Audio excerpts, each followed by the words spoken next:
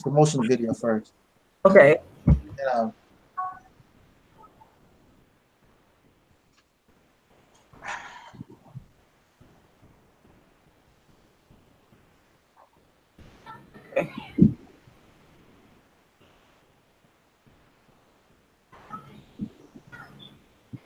well, at least we're like we're not having technical difficulty. Yeah, that's good. We're getting better. Yeah. We get better and better and better. That's what I'm talking about. Yeah, because last time we had technical difficulty. Mm-hmm. Real bad. Okay, here we go. Operation Exodus, Mississippi. What is OEM? It is the only real solution for descendants of slaves born in America. The original Mississippi campaign. Anything else is fraud and will not work. It is the process of bringing into reality the promise land that Dr. Martin Luther King Jr. spoke of. It is simply inspiring the so-called black residents of the state to take advantage of their voting time, having a large population to take control of the political systems, laws of their state, to benefit themselves, of which brings them power they never had before. OEM has nothing to do with religious, personal, or political beliefs. Just wanting to make life less oppressive in this geographical area so blacks can feel safe and operate with less resistance due to racists, forming a type of safe haven sanctuary state for black people. OEM doesn't advocate trying to force the populace to do anything they don't wish to do, but offer advice and suggestions to improve their state for all citizens, regardless of race, creed, color, sexual orientation, etc. Some of the benefits of OEM could be: 1. As a state, you could finally request reparations due to the enslavement of our ancestors from the federal government. Being such, monetary or other awards will not be going to individuals or groups, but a state now that benefits this people to help build what this people need to act like true, free, liberated, as well as equal citizens of this nation. 2, having control of the governor's mansion. You can control the state National Guard, as well as all law enforcement of the state. 3, create a different way of living among the people to alleviate homelessness and other poverty. Requesting the citizens more modesty, opening up more jobs, more time with loved ones. 4, offer true rehabilitation to those in criminal systems so monies on jails can go to more beneficial purposes. 5, state can request the federal government to release all political in federal custody or those forced into assignment in foreign lands to be returned to or handed to Mississippi so they can live out the rest of their life in dignity. 6, Mississippi will become a true work state where every man, woman, and child can say they had something to do with the success of their state instead of credit going to a select few. 7, being an agricultural state already, we can specialize in the production of pure organic foods that is good for our citizens. Also can be exported to other states and around the world, having a want for people organically grown food products.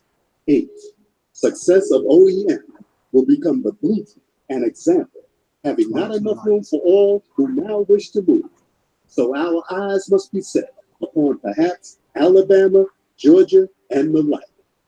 9, a state can function independently from the federal government, forming relations and deals in foreign lands like Africa to benefit the state and nation. The so-called black people of America have never had true power that others respect. Doing this, we will get the respect and power we have never experienced, and the doors that will open to just taking control of your life, you can't remove. Please be reminded, if not for the domestic terrorists targeting black people of the South and the federal government refusing to protect its citizens, forcing them to flee, this OEM campaign probably would have been made generations ago. So all you and I will be doing is the work our ancestors wanted to do, but couldn't do due to domestic violence from other citizens.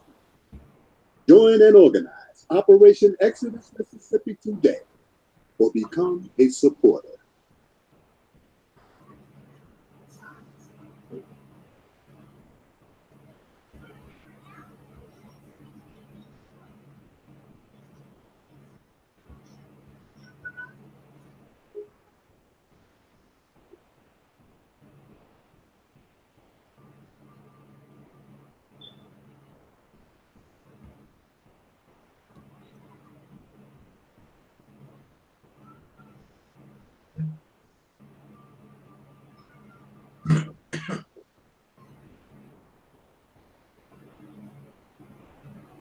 Good afternoon, everyone. Yes, this is Assistant Brother Taalik to Brother Taalik of Reality Temples Ministries, Operation Exodus, Mississippi, and Soul Celebration anniversary. Today, I'd like to first of all send my shout outs to Brother Craig, Brother Bakari, and Brother Guy. And also, I would like to just say that welcome to those in the comment section and those on the Hangout, as well as those live on Facebook. Now, what this is about is what you just saw in that trailer video that our good brother Omar Shabazz was featured in. And this is the reality. This is the only reality, the only proven reality. No one has refuted this ideal of Operation Exodus, Mississippi. You know, nowhere in social media that I know of. And the situation right now that's going on is that just like Brother Taalik, and I'm sure just like many of us other have tried the conscious Black community for so long that it did not work, you know, and we see that none of it has worked going way back to the 1920s of Marcus Garvey, Noble Drew, Father Divine, and other people that came through, and it didn't benefit our people. We've seen what happened with the Nation of Islam when Malcolm X was in the nation at the time and when he left. And we've seen also how that organization declined, you know, even after his death. And I mean, it's just the same thing, just like with the Nuwabians, an organization that I was involved in under Dr. Malachi Z. York, who was known by other different names.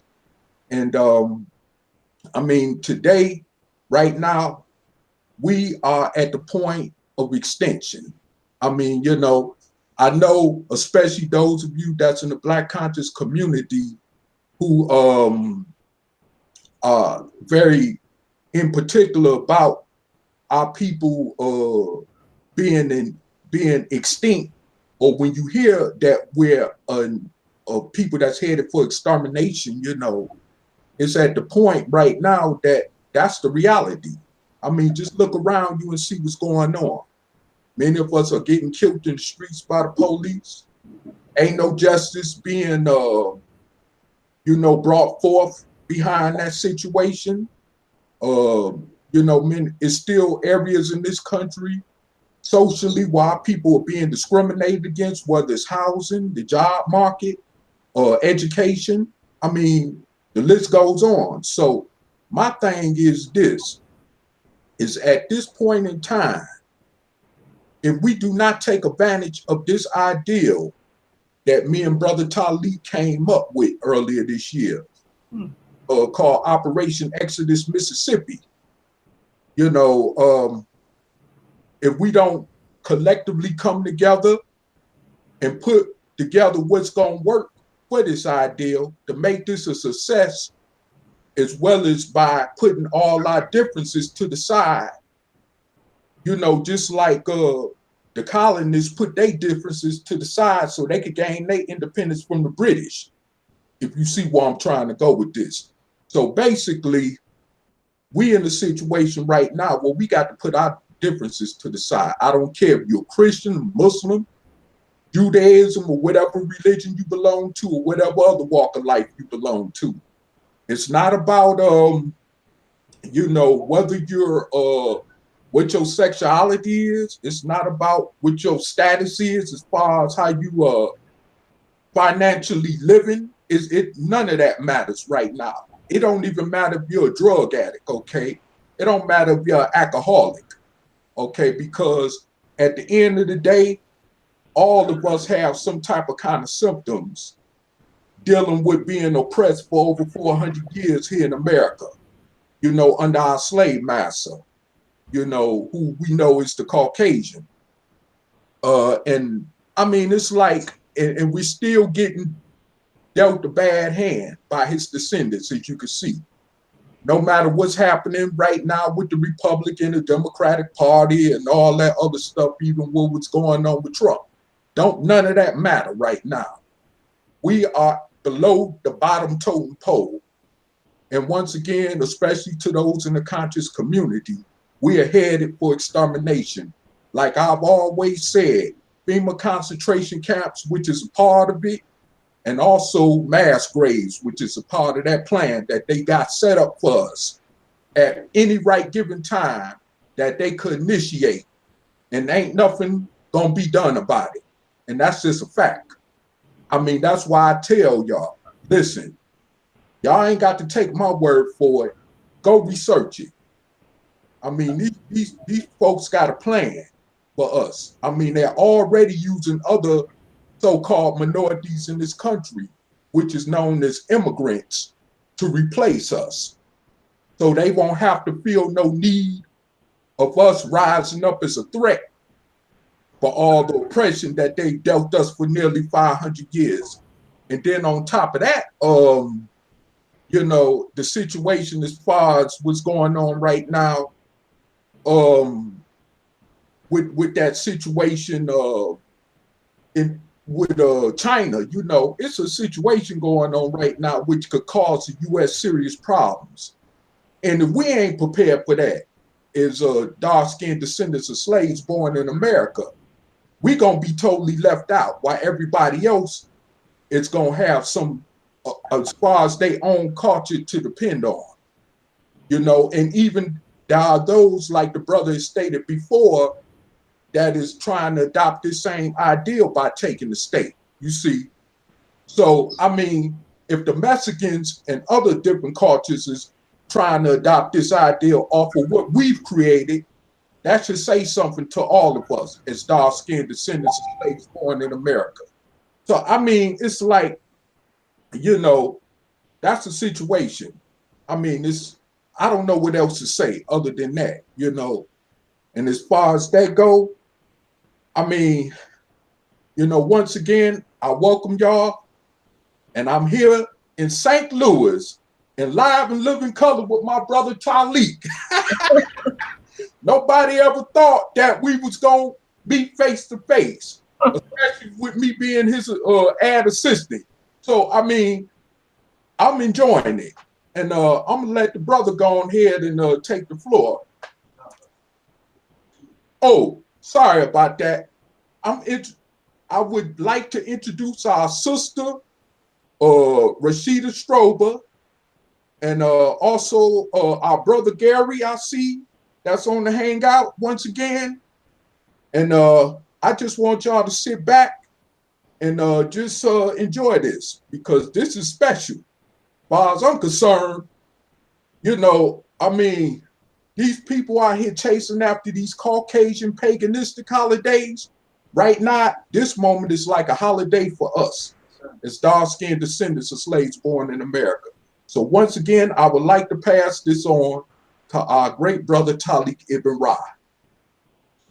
Oh, to Rashida, I'm sorry, sister. Oh, thank you. That's okay. No, it's all. Greetings, everybody. First of all, I would just want to say I'm happy to be a part of this. This is actually, I believe I was a part of it last year, even though you wasn't doing the Operation Mississippi, but I'm honored to be a part of it because the thing is, I know that Brother Taalik is really passionate about the topics and the issues that he takes on dealing with Black people in America. And that's, you know, for me, I like people that are action oriented and that are serious about what they say that you know that they want to do. So that's very important. So I'm very happy to be a part of it. I'm support what you're doing because I think it's very important. And as the brother stated earlier, I don't see anyone, you know, making any other claims or contesting this this particular project in the way that the brother is doing it. And I think it's unique. I think it's innovative, and I think it's bold. And I think most of all, I think it's more about it's the action part of it. It's the solution part of it is what I really want to say, because a lot of times we know that damn near everybody in the Black community, especially now that we got social media, they come on, they talk about what the problem is constantly, but where's the solution? You know, it's rare that we hear somebody say, okay, well, this is what we need to do to solve this particular problem. And I'm not saying that it's going to happen overnight. That's not even the issue. But just to lay out a plan and to constantly be thinking and putting that plan into motion and then going back and revising it is what's important to me. So I'm very pleased to be a part of it. And I thank you very much. And I'm going to pass it on over to who's next. Brother Taalik, you next? I look like I have no choice. Okay. It's all good. Yeah, okay. All right. Okay. Yeah, I want to thank you, Sister Rashida, for being here with me. Oh yeah, and I just want to say to everybody that's watching, if you could please share the link on your social media and like the video, because apparently that does something with YouTube's their algorithms and whatnot. So just please, you can share it. I've been sharing it right as I'm sitting here, right on my social media. So yeah. All right. Hold on a second.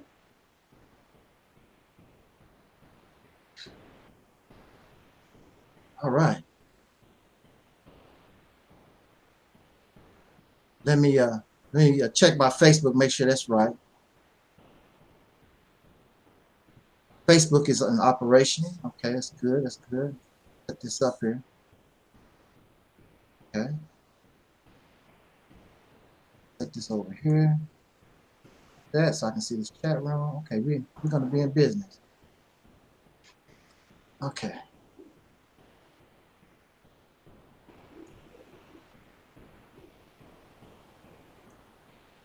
All right, all right. Yeah. In the name of our ancestors, peace forever and always, and welcome to another edition of what we call the Realist Temple on Earth Internet Ministry. I am the mighty one, Ancient 007, your soul brother, number one, y'all. Okay. I'm so happy that my sister Rashida is in the house. Thank you. I'm glad to be here.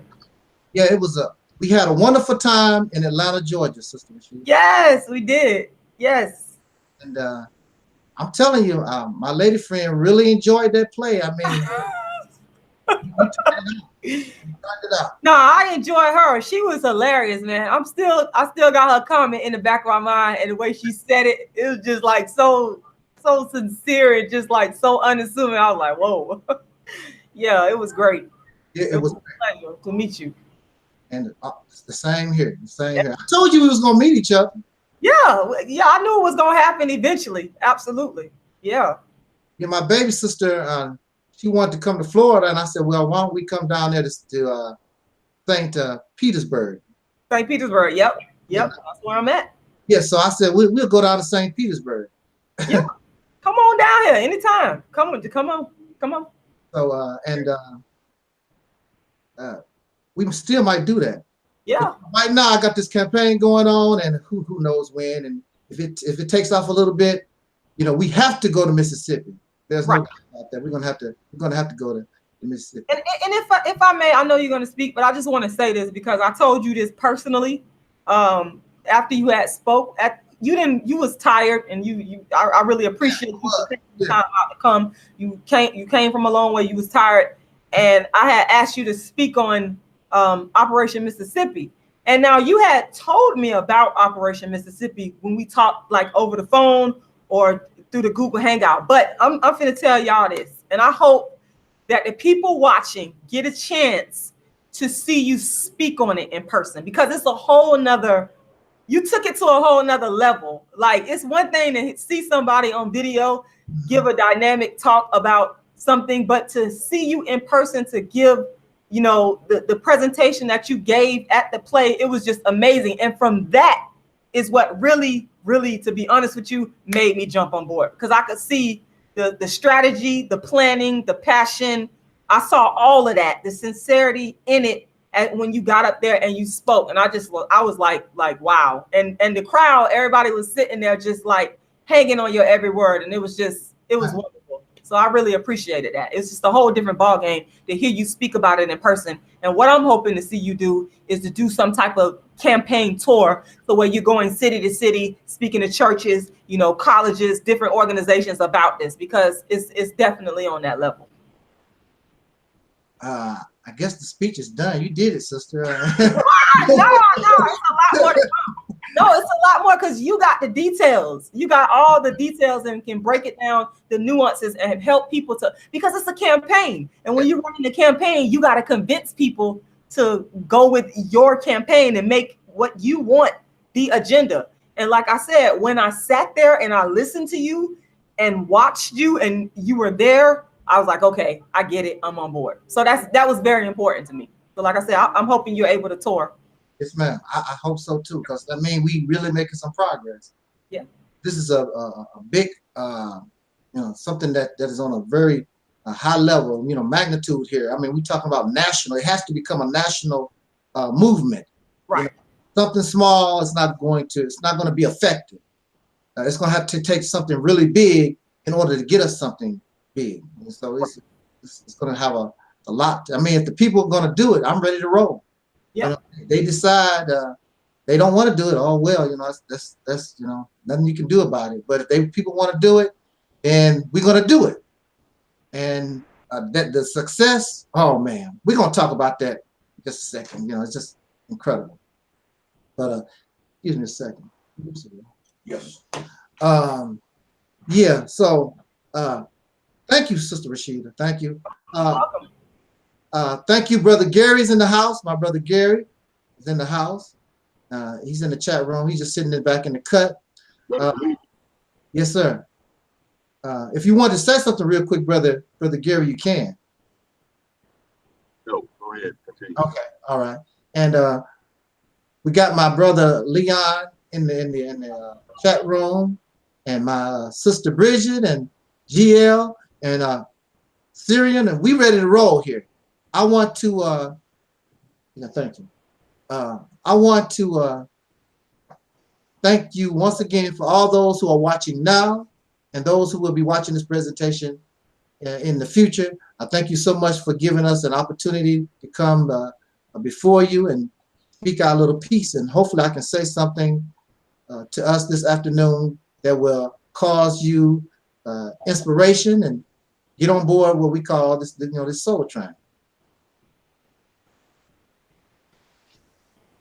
I want to say, of course, got to send my shout outs to those who are on Facebook. This is again a simulcast presentation to my brothers and sisters, friends on Facebook. I want to give greetings out to them. And of course, those who are close to the Realities Temple, I want to send a shout out to our sister Ingrid and sister Brittany and brother Craig, brother Guy Nollywood, brother Bakari. I said it right. Yes. I always get that brother's name right. I keep getting it confused with Barack Obama. And I don't know why I keep getting that brother's name confused with Barack Obama, but I got it right. I'm proud of myself. And I want to send a shout out to Brother Maurice Muhammad and those who are like I guess you could say like a springboard from this platform. They are exploring the options of a small town in what's the town, brother? Mount Bayou. Mount Bayou, Mississippi. They explored a small town in Mount Bayou, Mississippi, And we wish them, of course, the best of luck because their success is our success. We're all on the same team as far as this is concerned. You know, we're going to Mississippi. I want to send a shout out to the son of man, Brother Marvin Muhammad. And I had a brief conversation with Brother Marvin, the new nation of Islam. As soon as I am able to touch down, I'm going to touch down in Mississippi. Got to go see Brother Marvin Muhammad, the new nation of Islam, in a small town called Red Lick, Mississippi, Lorman, Mississippi. Got to go see them. These brothers and sisters have been there for years. They got it going on. Almost really self-sufficient, doing some great work there, and we need to show. We need to show our people, you know, when our people are doing great works. So, who else did I didn't want to miss nobody. I think I covered that. So with that said, let me get another taste of this little water. I don't know why all of a sudden I got a dry mouth. It's incredible. What's up with that? But I'm not gonna try to hold you long. I hope that you are here for the whole ride today.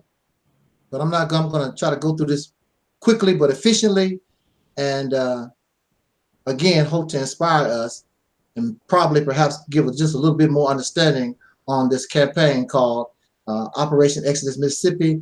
The official kickoff. We presented this idea back in March of this year, and I sent a DVD actually to Minister Louis Farrakhan of the Nation of Islam. I have not heard anything back, and they said the way I talk about the Nation of Islam, I probably won't hear nothing back. But it's all good. It's all good. And I presented this idea to the Nation of Islam back in March, and just been kicking it. People have been asking me, y'all ain't doing nothing. I never said we was gonna do anything. I just want to put it out in the air to see what type of response.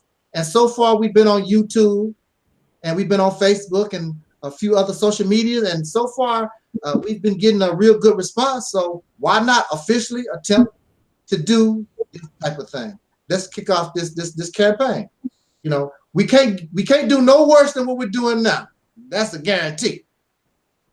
So, man, my mouth is so dry. What's up? Because we know you finna talk, you finna say something. Got a lot to say. You think so? It's all good. Man. My mouth has never been this dry before. I don't know what's up with that. Maybe you're right. I don't know, sister. Maybe, I don't know. Maybe you having some kind of effect on me. All that womanhood you got out there. Uh-oh. Uh-oh. Is my sister around?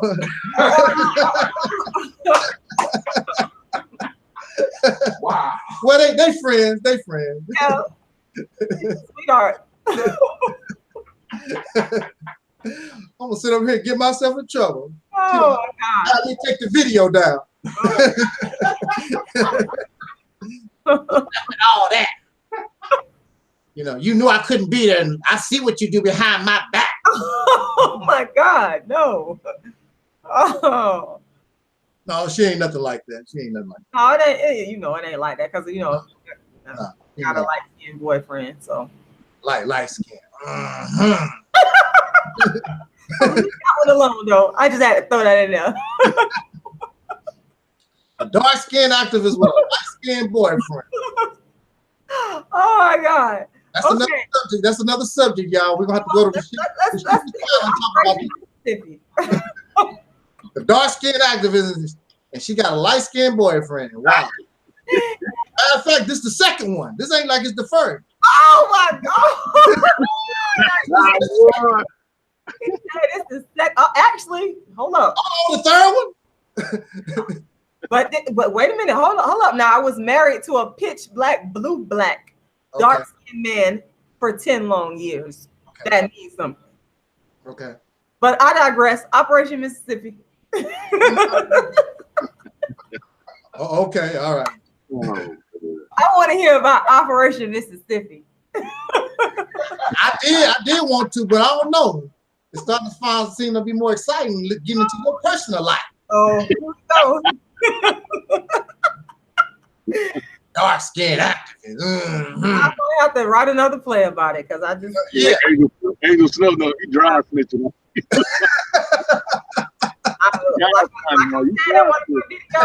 not leaving my light-skinned man. I'm not doing it. Sorry, I can take the heat. I can dish it out and I can take it.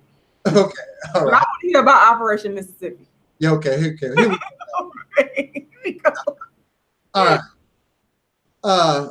As you saw, my brother, assistant to me, he's here with me live. Y'all seen live and living color, brother Taalik. And he got here a little later than I thought he would get here, and I wanted to go to visit the crazy house, actually. I did. And I thought it was important to go visit the crazy house because I wanted to make a video and I wanted to show you where I was liberated from. You know, this is operation. This is about our liberation. Soul Liberation Day. It's about our liberation as individuals, as in my case, liberated from the crazy house. And all of us go through drama. All of us have problems, and we go through these different things. And many of us, fortunately, we liberate ourselves from these different problems. Unfortunately, as you live, you're gonna keep liberating because that's what life is. Becomes a whole lot of problems, you know. But that's what it's about. But this was a major problem for me, 10-year problem, you know. So I wanted to go to the crazy house just to revisit, just to make a brief speech, and I'm gonna do that right now. See, the crazy house, for me as a person, the crazy house represented injustice and suffering. That's what it represents. The crazy house for us as a people is the United States of America. And we have been in this crazy house, in this insane asylum, going on 500 years. Now, I'm free and I'm speaking with us this afternoon. And the reason why I can do that is because I was liberated from that situation. But I did not, and it was not liberated just because that's what I wanted. Because I had forces against me 24 hours a day. And we as a people in this nation, we have forces, including forces not only external, but internal, that's working against us. But how was I able to liberate myself? And the reason why I was able to liberate myself from that situation, which was called impossible, I was told that without our cooperation, without our permission, I would not go nowhere unless I did what they wanted me to do. And that's take their medicine. And they wanted me to take this psycho medicine, and they wanted me to confess that I was a criminal. And I refused. I said, I would rather be dead than confess to something I am not. I am not a criminal, and I am not insane. I'm not going to do it. So I had put in my mind and had already accepted the reality that I'm a dead man. I was going to die in this place. That's how serious it was. But as time went on, light came to the end of this tunnel and within this tunnel. And that light was what I call right knowledge. I'm not talking about something that's emotional. Because I was emotional for the whole time I was there. I was emotional. I called the white man the devil when I was locked up in there. I called him the devil. I called him the children of Adolf Hitler. And I said all kinds of things that made myself feel good. It felt good calling the white man the devil right there in his face. And when I finished calling the white man the devil, they said, you can now take your ass back to your room and sit down. Because we go home every day and we're going to spend the evening with our family, and you're going to spend the evening with these folks. So I felt good saying that, but it did not change my reality. It filled me with emotion, but it did not change my reality. You know, it made me feel good. I like saying that. Make it feel good. But it did not change my reality. My reality did not change until I began to grasp the right knowledge, not just any knowledge. Knowledge is good. There are many of us. We love knowledge. I hear them on YouTube all the time. You know, knowledge. Knowledge is power. Yes, knowledge is power. Yes, it's good to have knowledge. And, you know, I have in vogue in the, hi Terry. I have in vogue behind me. Some of these persons, they want you to know that they have all this knowledge. And they have all these tons and tons of books. I've been doing a lot of reading. I'm so smart. I am so great. And not only can I read like this, but some of them may even have the college degree. I went to Harvard, maybe perhaps, and I went to Yale, or maybe perhaps I went to Morehouse or wherever I went to. They full of knowledge. And there's nothing wrong with knowledge. There's nothing wrong with that. That's not the problem. The problem is when you put yourself in a situation and you come upon a problem, you must seek right knowledge. Because if my car breaks down, I cannot use a plumber's manual to fix a car. It's knowledge, wonderful knowledge to have, how to go into, you know, fix pipes and things of that nature. But I'm trying to fix a car. It's the wrong knowledge for the situation that I have here, the problem that I'm facing. It's the wrong knowledge. So if we who are a part of this Black conscious community, Afrocentric community, however community, Black community, however you want to say it, if we've been going on in this nation, going on 500 years with this problem, and this problem has not been solved, and we have all this knowledge, and the problem has yet to be solved, then clearly it's the wrong. I know, some of y'all don't want to hear that. It's the wrong knowledge. Clearly, it's the wrong knowledge. And I know you feel good about your More Science Temple. I know you feel good. You in the Nubian nation. I know you feel good. Assalamu alaikum. I'm in the Nation of Islam, and I'm part of the new Black Panther Party. I'm part of the new UNIA. I'm part. Makes you feel good, sound good, make you get a lot of emotion. But there are thousands of you, thousands, not a few hundred, not me and my 10 subscribers. You know, we can't do too much. It's just me and my 10 subscribers. We don't count. But it's thousands of you who are Kemetic, thousands of you who are BG, thousands of you who are Nation of Islam, and I could go on and on and on. Thousands of you who are Christian, and you can't change your condition.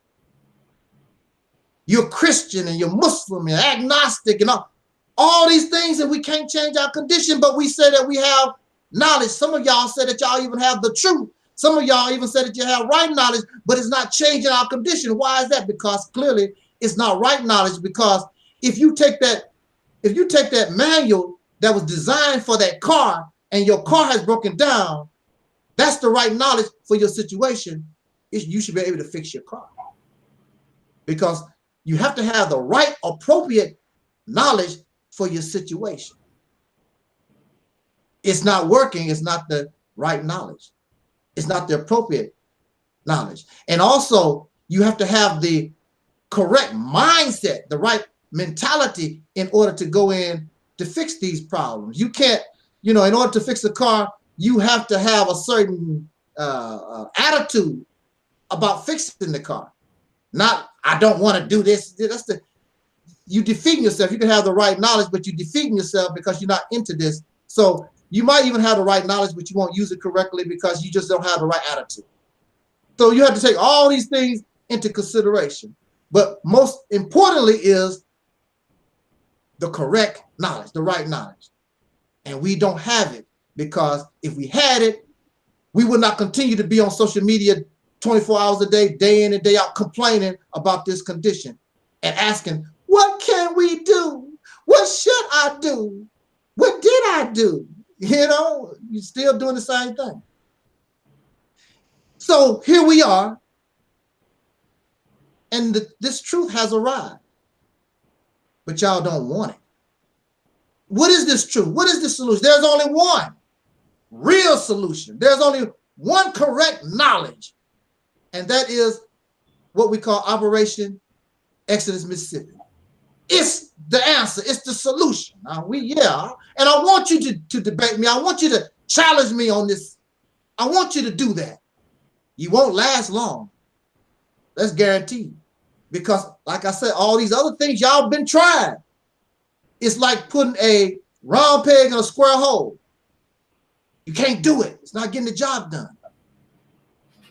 You don't like the truth because maybe you don't like Angel Snuffing Up 7. That's bad business. It's bad business. You should like, if I'm thirsty and I really need water, you can't trip off, well, I don't like that kind of bottle. When you're really thirsty and you need to quench yourself, it don't make no difference what vessel that water is in. The only thing you want to know, can I drink that without it killing me and quench my thirst? That's the most important thing. I love all of us. I love all of us out here in the community. We are the best produced by our community. We really are. We are the best.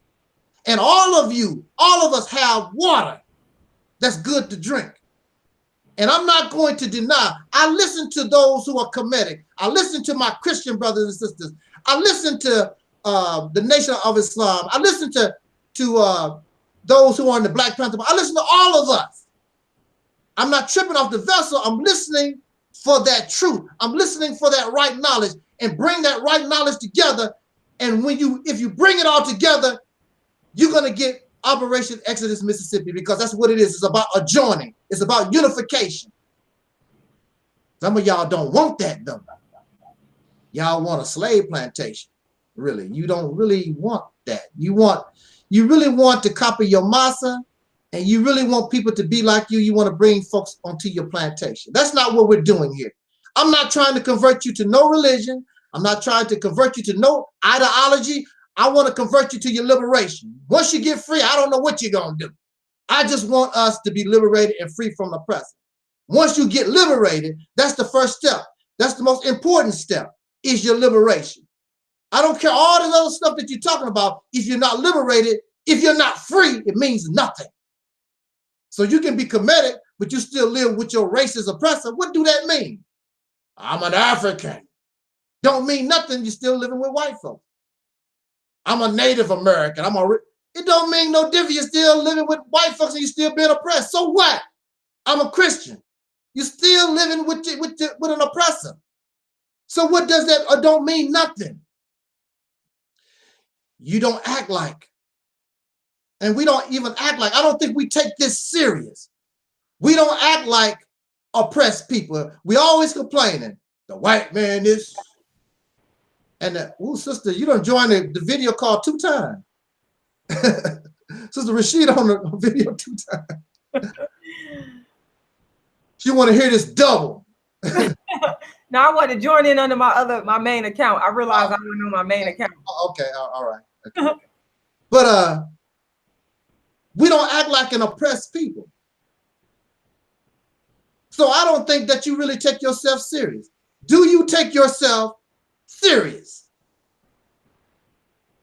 How can we call ourselves an oppressed people and people looking at us, oh, those African Americaners, they always talk about they oppressing the white man and the gender mendering and whatever other complaints we always have in this country. We oppressed. People always doing something to us. Police brutality. But look how we living.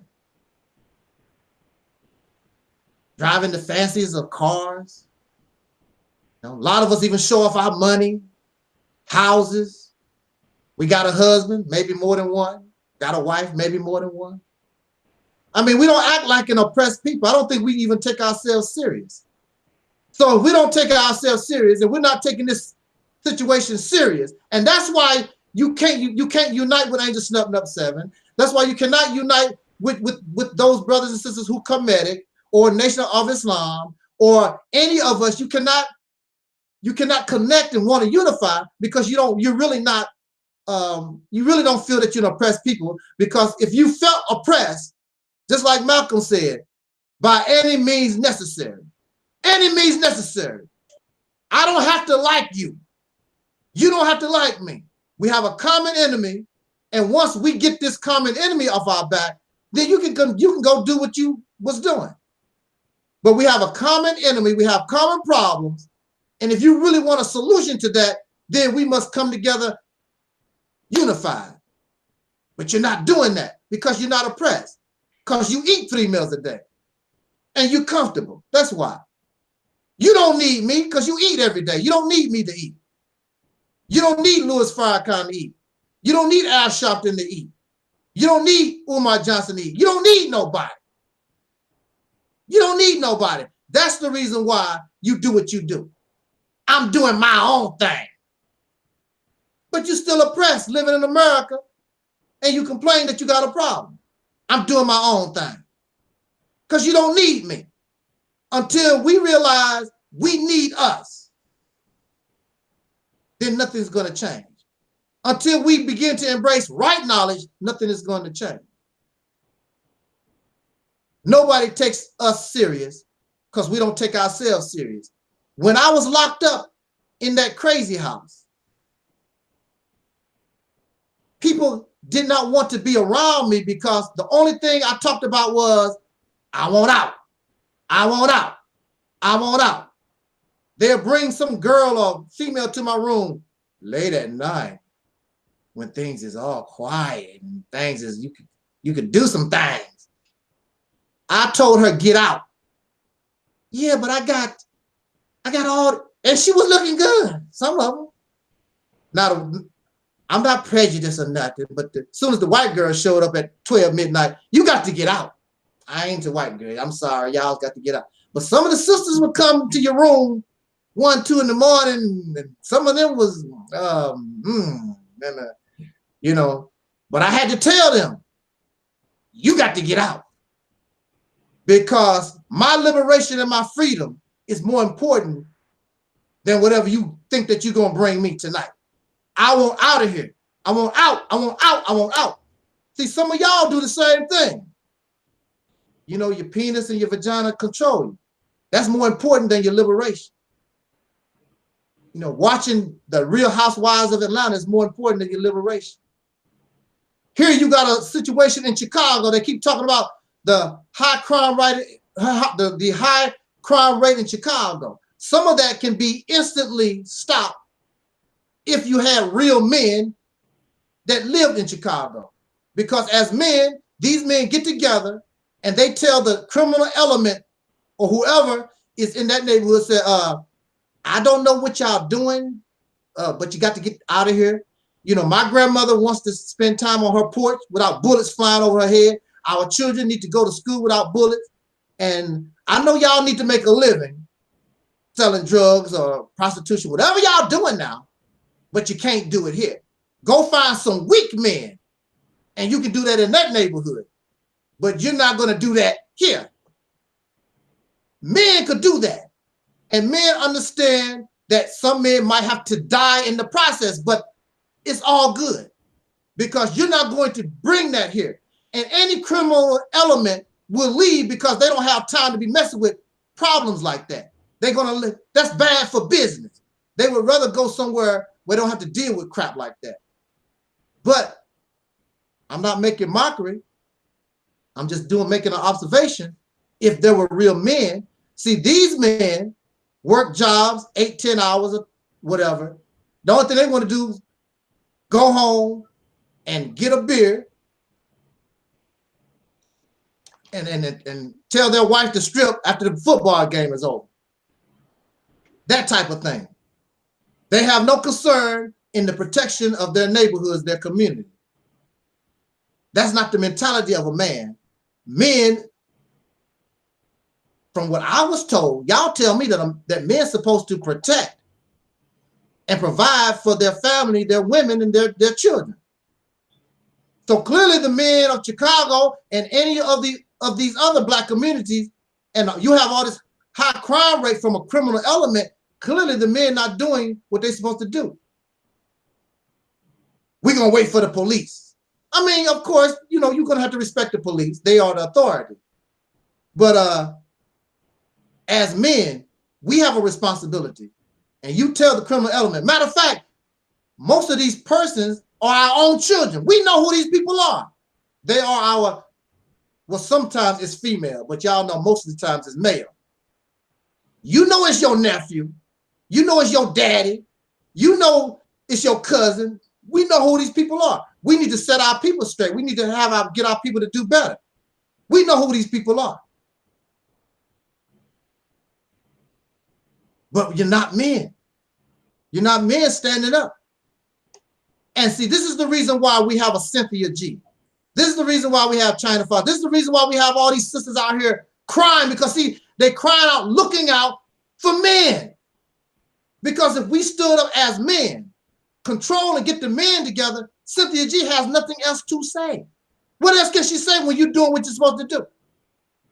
All these women that y'all said bash black men, they have nothing to say when we as men do what we're supposed to do. Even if it means we go to the grave. Matter of fact, it makes us look even better in the eyes of womanhood, because they were like, man. Oh, shit. My bad, bro.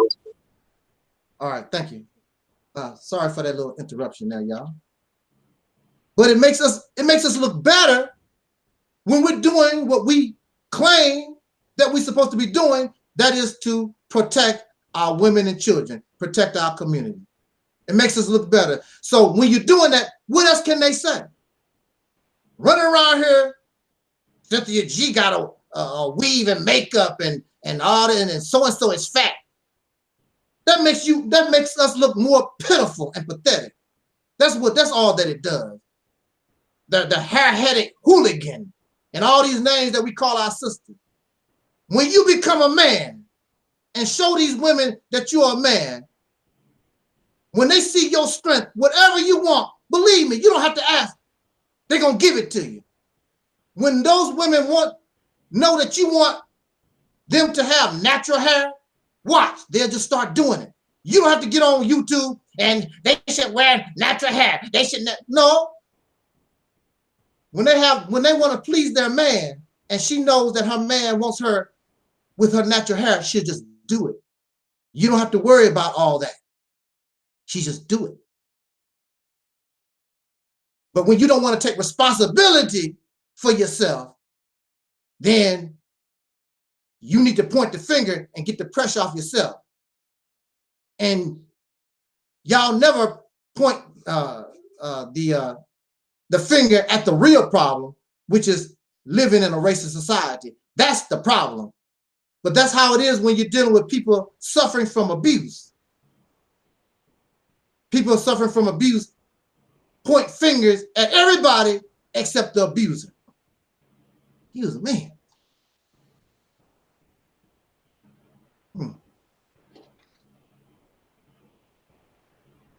In the comment section, I'm gonna say this here.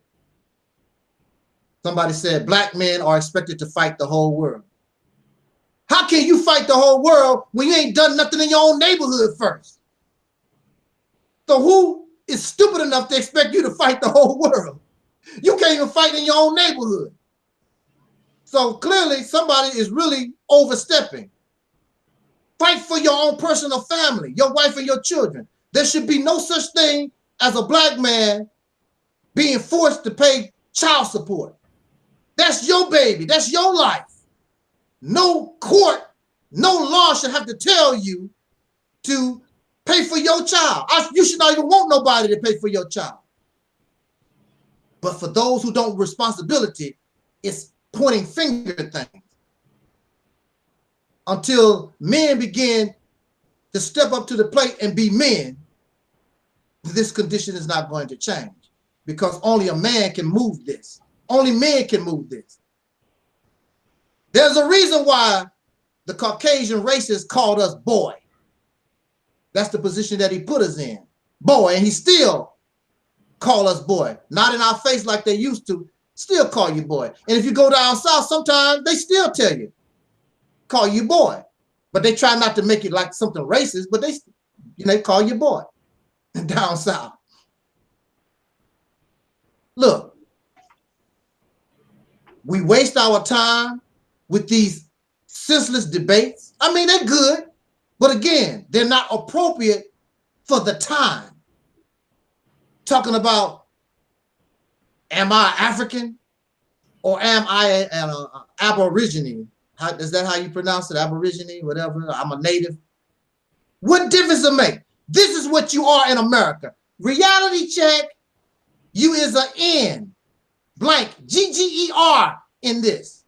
This is what you are. Matter of fact, you even call yourself that. Whether you're supposed to be an African or a native, it don't make no difference. In this society, you are N blank N GGGER. That's what you are. Nobody tripping off of it. And it's to the point where you even call yourself that. So that's senseless debate. We become hypocrites. Some of y'all, you love melanin. I just love being black. And you talk pro-black, blackity black, y'all. So I love the melanin. Ain't nothing finer than somebody that's black. But then at the same time, when some of y'all get angry and upset, and see, when you're angry and upset and become emotional, the real you comes out. And so you love black and you love melanin, but then you'll turn around and call somebody like me or Tommy Sotomayor, brother Tommy Sotomayor, you'll call us crispy. And crispy is a word that you use to make mockery of those who have dark skin. Ain't that right, Sister Rashida? Absolutely. See? I was always against that whole thing. I ain't even trying to bring up no names, but I remember when I had somebody present that to me a couple of years ago. I'm like, wait a minute, hold on. Like you saying, it's a walking contradiction. You want to preach blackness and you want to be black, but at the same time, you want to demean blackness. I can't respect black people behaving like that. I don't even want to be bothered with them. Those type of black people are despicable to me because it's either you in or you're out. You can't be towing the line like that. You can't be insulting blackness and then talk about you pro-black. That don't work. No. And actually, the person that actually brought that to my attention really was Tommy Sotomayor, because he said, why are you calling me crispy, coon, Uncle Tom? All these words come from the racist slave master. That's where they come from. So right. Here you are, you don't like white people and you don't like the racism and all, but you're using all these are racist, terms that came from the slave master and their children. That's where it come from. You're so dumb, you can't even come up with your own words to make mockery of somebody. You actually are stealing words that have been used for 400 years. And we know what they meant. Some of these words, coon and Uncle Tom and crispy and all, and nigger and negro. Some of these words was some of the last words many of our people heard before they was lynched, before they was killed. So why would you want to continue to use the word? Why would you want to use the word nigger? And I heard recently, even Tommy Sotomayor was talking about he needs to stop doing that. Because we know where it all comes from. I'm not saying nigger, I'm saying nigga. N-E-G-G-A or however they say it, nigga. No, you know what it comes from. Well, it's to the point that black people have even sanctioned, which I got a huge problem with it and got into debates with white people over this. Sanction white people, white rappers using the word nigger. No, you don't get a pass. No. Stuff like that enrages me. Yeah. But I'm trying to keep it. It's all a part of the discussion of Operation Mississippi, because I see Operation Mississippi as an actual solution, and I'm a solution-oriented person. I listen to people talk. I listen to the scholars. But at the end of the day, there's something called policymakers. Right. That's why in American government, the way that this country, they have the scholars, and then those scholars are in think tanks, and they become policymakers. And they become lawmakers to say, this is how we want things. And it's the same thing with what I feel Black people need to do. We actually did this after slavery and during Reconstruction. So it's not anything new to us. I just kind of think we got comfortable after civil rights. But we need to go back to politics. We need to go back to government, self-governing. We need to go back to that and quit talking, because a big part of the problem, I heard you talk about the men taking responsibility and that kind of thing. I'm a traditionalist. I believe that, well, I don't know if you want to necessarily call it a traditionalist, but I believe that the man should be at the head. That's just my belief. So, but we have things so messed up as a result of slavery and everything that we've gone through, that everything is kind of off balance. But again, that's not the solution, is to continue to talk about it and beat a dead horse. It's to say, okay, this is what it is, but this is what we're going to do. Absolutely. This is the solution to the problem. And I know I just have to say this, you know, my father was in the Nation of Islam for a long time. And one thing I could say about him, I'm going to go off of his example, is that he was a solution-oriented man that was at the head of his household. So I saw that, and I understand what that means. I understand a man stepping up and saying, okay, this is being a leader. That's what we got to do. And it does no good. I'm just going to say this. I'm gonna be honest. I don't really listen to a lot of what's being said by Black women on YouTube, but I'm gonna say this right here. It does absolutely no good to bash Black men in regards to the leadership capacity. Critique, yes. Bash, no. It's about a solution. Critique them. Anybody could do that. Critique me. But critique towards a solution. If you're not going to critique towards a solution, then you're the problem. You're just a talking head. And I personally don't want to hear it. So that's my whole thing. Black women have got to understand the situation that we find ourselves in America that's dysfunctional. But then we got to say, we got to correct this. We can't be out here saying, oh, F these Black men, you know, let me go and swirl. Let me go. That's running away from the problem. That's not going to help. That's called, you know, that's genocide to me. So it's all about figuring out a solution and then implementing. And of course, everything ain't gonna always be smooth. So then you go back in and then you look at it and see what the results were, see what you need to change, and then revamp and continue to do that. That's what we need to be doing. So it's all a part of action and solutions. And that's how I'm seeing Operation Mississippi. Yes, ma'am. And somebody, where's that? Get that feedback. Okay. All right.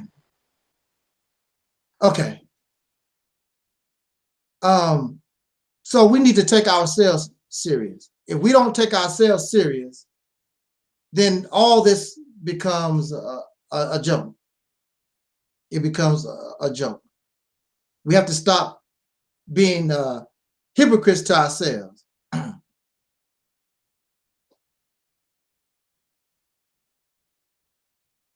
See, brothers and sisters, many of us, we think that we have all the time in the world. We think that time is going to wait for us to get our act together. That's not how things work. For as we know right now, time might be gone right now. We don't know. But, you know, until it's clear that we've run out of time, then we need to do what we can appropriately and use that time that we have wisely.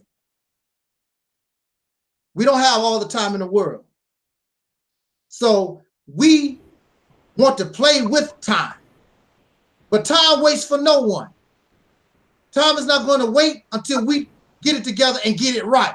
I talk to brothers and sisters all the time, and they think they have time to get it right. No, you don't. You don't have time. You don't have time like that. But who would play with time? Who would disrespect time?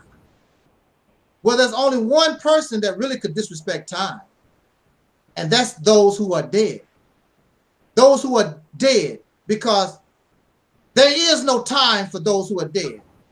So I was in the Nation of Islam, and they told me that the Caucasian people called us Negro. We was called Negro at one time.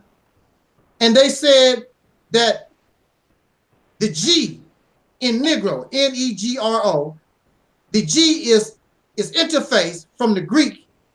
You can use a C or a K, which turns the Negro into necro, and necro is the prefix for like necrology, which means the study of the dead.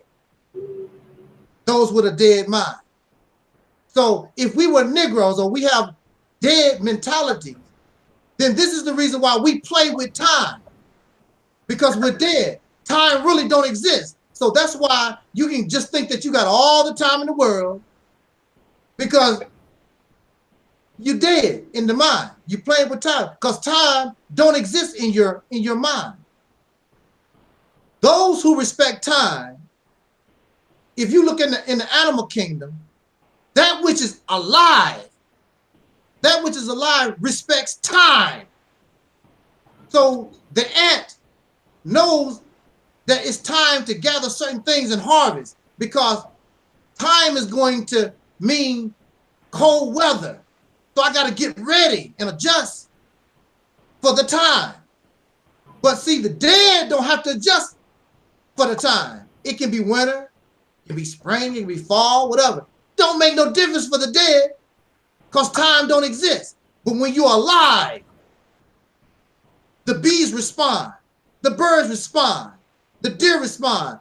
Any life form that is alive responds to time, because they know if they don't make it in time, they'll be like in the case of the ants. If they don't do what they need to do before winter hits, they know they could starve to death. Right. If they want to live, you have to respect time. And we don't respect time. So you think, well, I do. See, you really know, that you need to unify with Angel Snuffing Up 7. You need to unify with Brother Gary. You need to unify with Brother Taalik. We know that we need to unify with each other, but we're going to take our time, when the right time go by. See, that's not how it works. That's because we have a dead mentality. Time don't exist for you, because when you're living and you know the only way that I can exist, I got to have these persons with me, whether I like you or not. Only a dead mind. Operation Exodus, Mississippi. Why is it important? Operation Exodus, Mississippi is alive. It's in accord with time. It's bringing us the right knowledge, all those things that we're talking about. It cannot be successful unless we create real men and women and children. Unless we create unity, otherwise it cannot work. It's on time and it's on for you. It is the answer to our prayer that we claim that we've been waiting for a long, long time. The problem that we have right here is that we are doing good things. Brothers and sisters, look, we're doing good things. Many of our ideas is very good. The problem is, it's too many of us doing too many things. That's the problem. When you're trying to deal with cancer, you don't shoot cancer all over the body, all willy-nilly. You concentrate on the cancer, and it's a direct attack. But the way we're doing it, it's a little bit over here, a little bit over there. That's not, you're not going to be effective like that. You have to become one direct. That's what makes a laser beam so powerful. Don't you know that a laser beam, don't you know light is filled with rays, all types of rays. And a laser beam is light. But the difference between the laser beam and the regular light that's shining on my face right now is that that light becomes concentrated. And that's what makes it powerful and makes it deadly. This Operation Exodus, Mississippi is like that laser beam. We're taking all of our ideas. What I'm presenting to us today is nothing but a foundation, but we're taking all our ideas and bringing it as one to make that laser beam. That's what we're doing here. It's too many people doing too many things. We need to concentrate on one thing and make it strong. Make it like that laser beam and focus and stay on the course, because it's the way to go. If we don't unify, if we can't get this together, then we as a people we're just dead. We're just dead men and women and children walking. Because the right situation, brothers and sisters, look, this is the time that we're living in. We've already been given warning. You had Hurricane Katrina, the best example. Look what happened to our people there. We also had the recent hurricane in Texas. We need to be looking out for ourselves instead of waiting for FEMA. And if the right situation happens in the world, brothers and sisters, we don't have nowhere to go. Now, people are running to America right now from Guatemala and whatever. But if something happened in America, what are we going to do?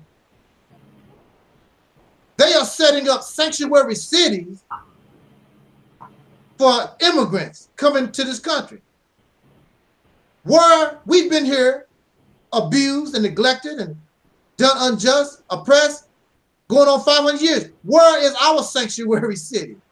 Where is our safe haven? Where can we go when we are being oppressed, when we become refugees? Long time ago, you know, they ran us from the south and we ran to the north. There was a place that we could go. But now, where can you go? What can we do?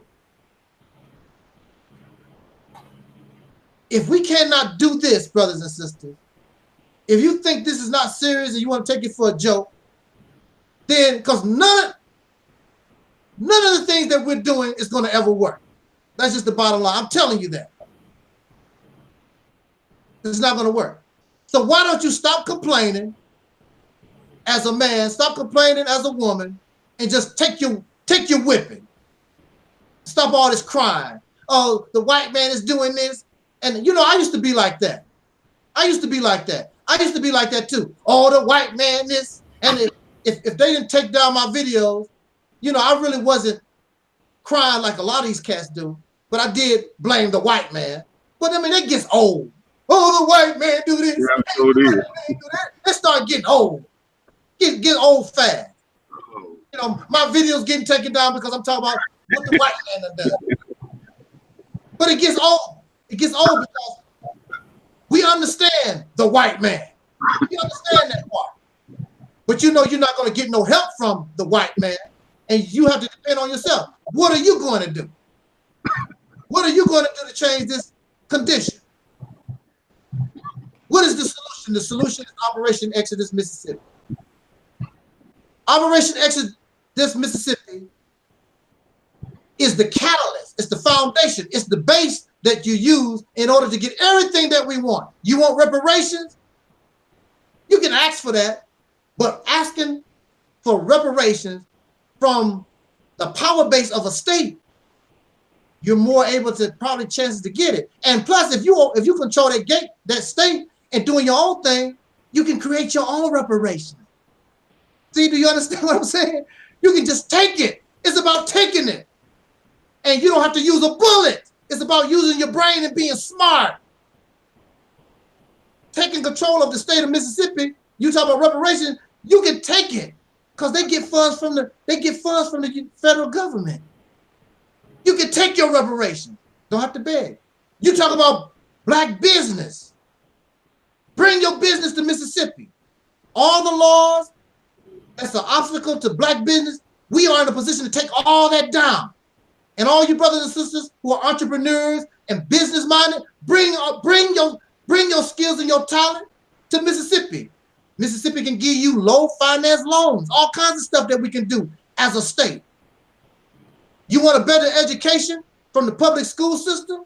Well, now you control the state of Mississippi. You can change the public school system to fit your needs. Plus, you're doing it in a way, you're not going to interfere with the white people that's still there or the Asians that's there. Nothing you're doing is going to interfere with the lifestyle of anybody that's already there. Only thing you're doing is looking out for yourself for a change. Gaining power for yourself for a change. That's all you're doing. You're not messing with nobody's life, and everything you're doing is 1,000% legal under the Constitution of the United States.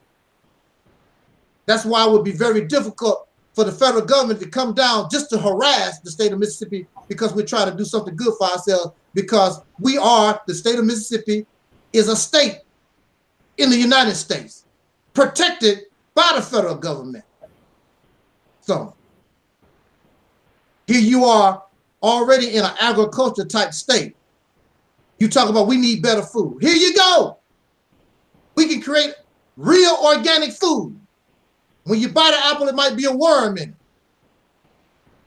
When I was growing up, apples had worms in it because we didn't use no kind of pesticides or nothing. See, we have to learn not to be so profit driven. In order to have real organic food, you gotta let the worm have a little bit. Let them have it. It's plenty enough for everybody. But the food is good, it's pure. Bring the soil back to the way it used to be by proper crop rotation instead of putting all these chemicals in it, because they're doing the same crops over and over and over again, depleting the soil of what's supposed to be in that soil, because they want to keep making money off this particular crop when they know they need to be rotating that stuff. But then they stopped doing that because they found ways to use all these synthetic chemicals in order to get that job done. So if these plants and animals that are eating these synthetically grown vegetables and animals, what you think that's doing to us as human beings? And you wonder why your children are slow. You wonder why your children have autism. You wonder why we can't think at all, because our brains aren't being developed properly. As a child, you should, mama, you know you need to be giving your child breast milk. That's the best food on the planet for your child. So I ask brothers, especially these brothers that bash black women, I ask them, are you a breastfed baby or are you a Similac baby?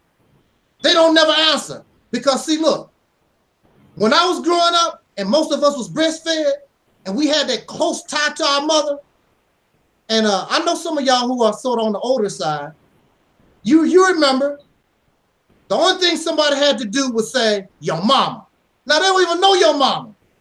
And you get off, don't talk about my mama, you end up getting your butt whooped. That's the type. I don't care if your mama was a prostitute. I don't care if your mama was a crackhead. I don't care. You don't talk about my mama. Nowadays, you don't hear that no more. But nowadays, most of these young children are drinking Similac Infamil, these formulas. And so 2 things is bad. You're not getting the proper nutrition, so you're not getting proper brain development. Right. Because that Similac and that Infamil cannot copy the chemical composition of mama. Plus, when you next to your mama, oh man. Look, I read an article not too long ago. I don't want to get nasty, but this is how it go. They was talking about women's backside. They said that there are chemicals in women's backside that is necessary for the development of the child. And I didn't know that. They are always finding something. The woman's breast, her backside, everything about us as human beings, there's a reason for it. And so now we're developing human beings. You're not developed properly because you don't have that connection to your mother and you're not getting proper nutrition. Thus, we don't have proper brain development. But you can get all that when you take control of that state and control and grow your own food and make it real organic food. We can change the flow of our people going into incarceration. As a state, you can even go to the federal government and ask for our people who are in asylum and those who are in prisons right now. We can ask for our people who were former members of the Black Panther Party or any type of activist organization from the 60s or whatever. We can ask for them to be released, give them to the custody of the state of Mississippi, and bring our people home so they can die in dignity after they fought for our liberation in the best manner that they could. I would rather Huey B. Newton and Dr. King and Malcolm, I would rather them spent some time in prison or whatever, and we could release them now so they could be here with us and enjoy the last of their days among us. And also they be alive so they can see that we as a people have grown to the point and we are really on our way to the liberation that they fought so hard for and was willing to die for. I got a little ways to go, y'all. Are you all right? Y'all all right? I got a little taste to go and we'll be done. And I want us to share what is being said this afternoon. I want us to share because I'm going to release this later as a response to Savior's Day, because that's really what this Soul Liberation Day really is. It's like a response to Savior's Day. I'm going to repost it when the Nation of Islam, Louis Farrakhan, has their Savior's Day, because I'm telling you, and I believe, and it's all with all due respect, this is the best Savior's Day speech you're going to get. We're on time. We have the right knowledge. It's appropriate. If we take action upon this, we can get the job done. Now look, y'all hanging? Let's hang just for a little bit more, because I know Savior's Day, they the brothers and sisters that listen to Minister Farrakhan, they listen to him for 4-5 hours.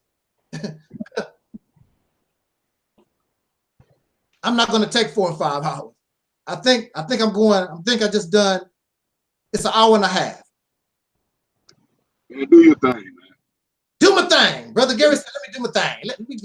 Let me get up on here and do my thing. We're gonna do this. Are you hanging, Brother Taalik? Oh, without no question. Okay, Brother Taalik said he hanging. Sister Rashida said she's hanging. She has a little baby she got to check on though. So we're gonna keep rolling here, y'all. Just bear with me. I'm telling you, this is the best talk you're gonna have in February. Nation of Islam have their Savior's Day convention in February, and you're already getting the fire that you really need for the rest of the year right now. Look. Oh, they tell me to keep rolling. Brother Leon said keep rolling. Keep rolling, man. Go ahead, cuz. We rolling on. We rolling on.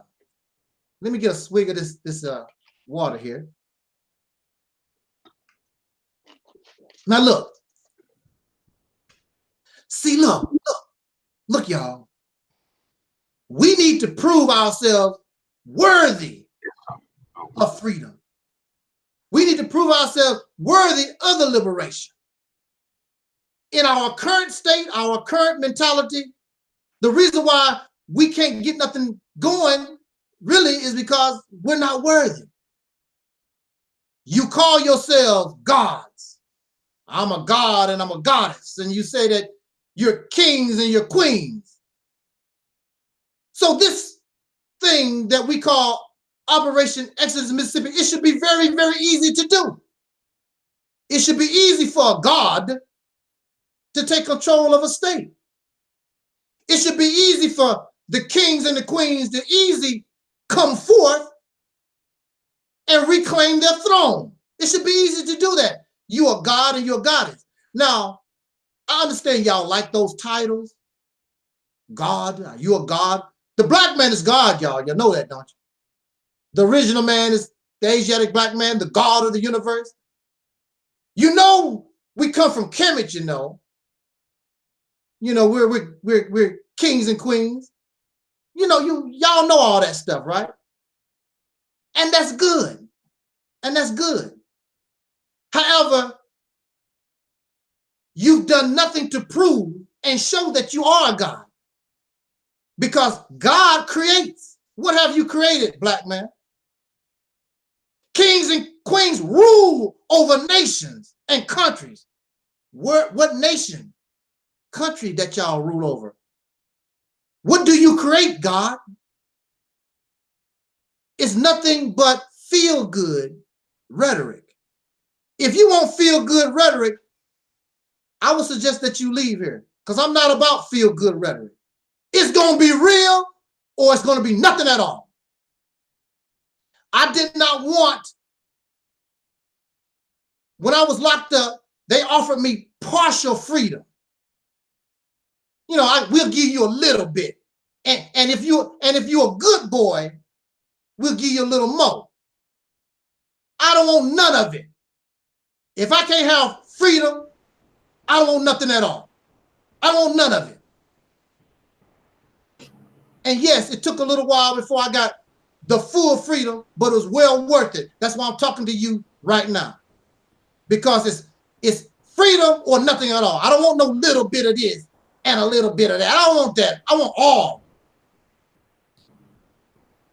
All of it or nothing at all.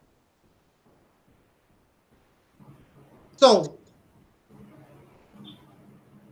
we want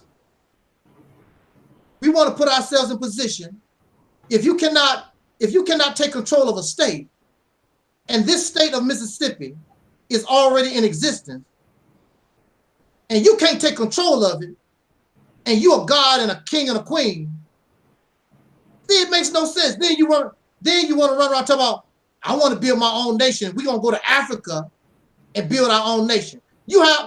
How are you going to build your own nation in Africa and you can't do nothing on the land that you know?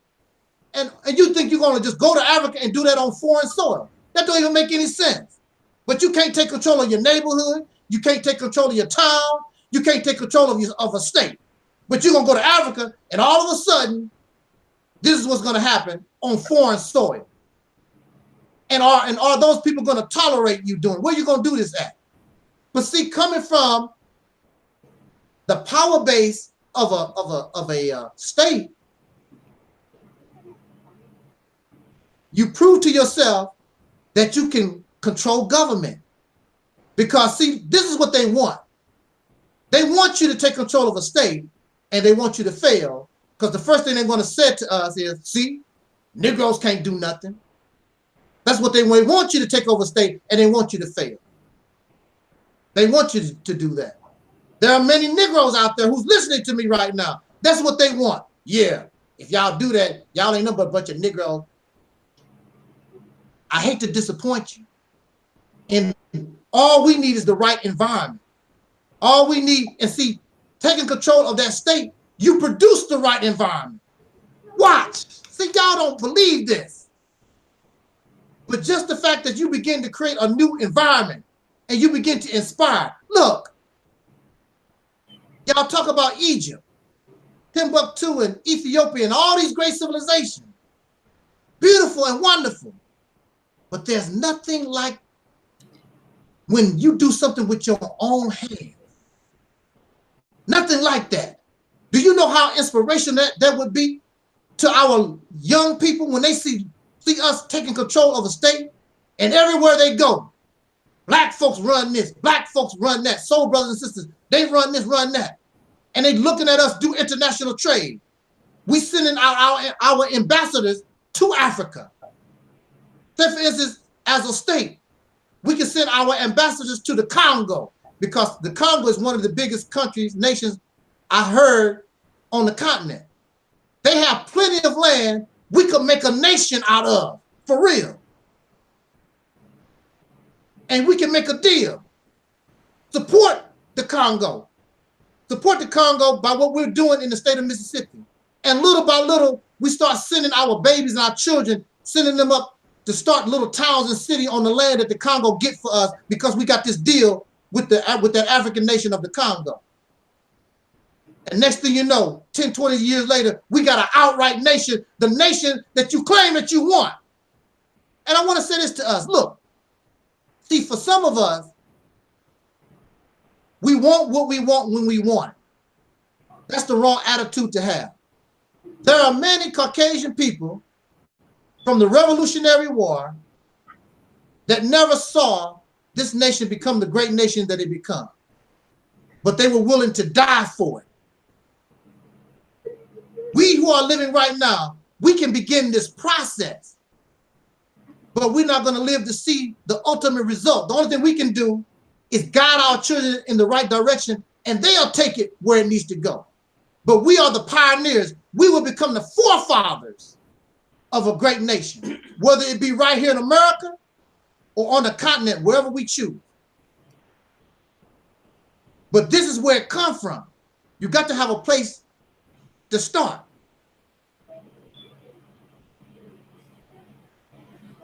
In this land, Mississippi, it's not going to work. We need our brothers and sisters to be men and women. And we need to unify and take the appropriate action. But once you do accomplish this, it's going to fall apart unless you have the right mindset. Because I'm gonna use that N word. The N word, people like with that mindset, you're not gonna get nothing done. And you can be comedic and you can be a Christian, but y'all still have that N word mindset. It's not gonna work. You have to go to our people who are already residents in the state of Mississippi. You have to go to them and explain to them that we have to change our mindset, that we have to have a certain morality, certain laws and things that we can and cannot do. And we got to get up out of this materialistic mindset that we've been given living in this racist nation, so materialistic, and learn how to be modest and just modest living and concentrate on the love that a man has for his wife, the love the wife has for her husband, and the family have for their children, grandma to the cousin and so forth. We need to concentrate on love for our personal self and stop tripping on cars and diamonds. When they talk about Africa, look, when they talk about Africa, they always talking about the diamonds and the gold and the oil, those things. You never hear them really, they don't talk about the love of the people. That's your greatest asset, is the love of the people. A diamond ring and oil and gold, they can't love you. It means nothing. That gold and diamonds, all that stuff still going to be here when we dead and gone. But that connection that we have to our life, all those things are dead. All these things that we have out, all these things mean nothing if you're not connected to somebody that's alive. Brother Gary is more important to me than gold. Sister Rashida is more important to me than silver. Brother Talib is more important to me than money. All of you are more important to me than these material things. That's why I can come to you. You accept me how I am. That's why I can come on video with a suit on. And y'all know sometimes I come on video ain't shaved in days. Because you accept me for the human being who I am. You love me for if I got something, you love me if I don't. And if I don't have nothing, then you love me enough to share what you got with me. We all in this together as family. So within this state of Mississippi, there's a constant teaching, there's a constant bringing suggestion and advice to our people that we got to bring love to one another. We're not going to force, you don't want to force nothing on nobody. If they want to drink beer and get drunk and keep acting silly, so be it. They still want to do such, so be it. But we're trying to really reach the children, because the children are the main ones that's going to bring all this to fruition. The only thing we got to do is direct our children in the right direction, just like the racists did their children high up. Unfortunately, they directed their children in the wrong direction. We're going to do opposite than that. Don't you know how, oh, wow.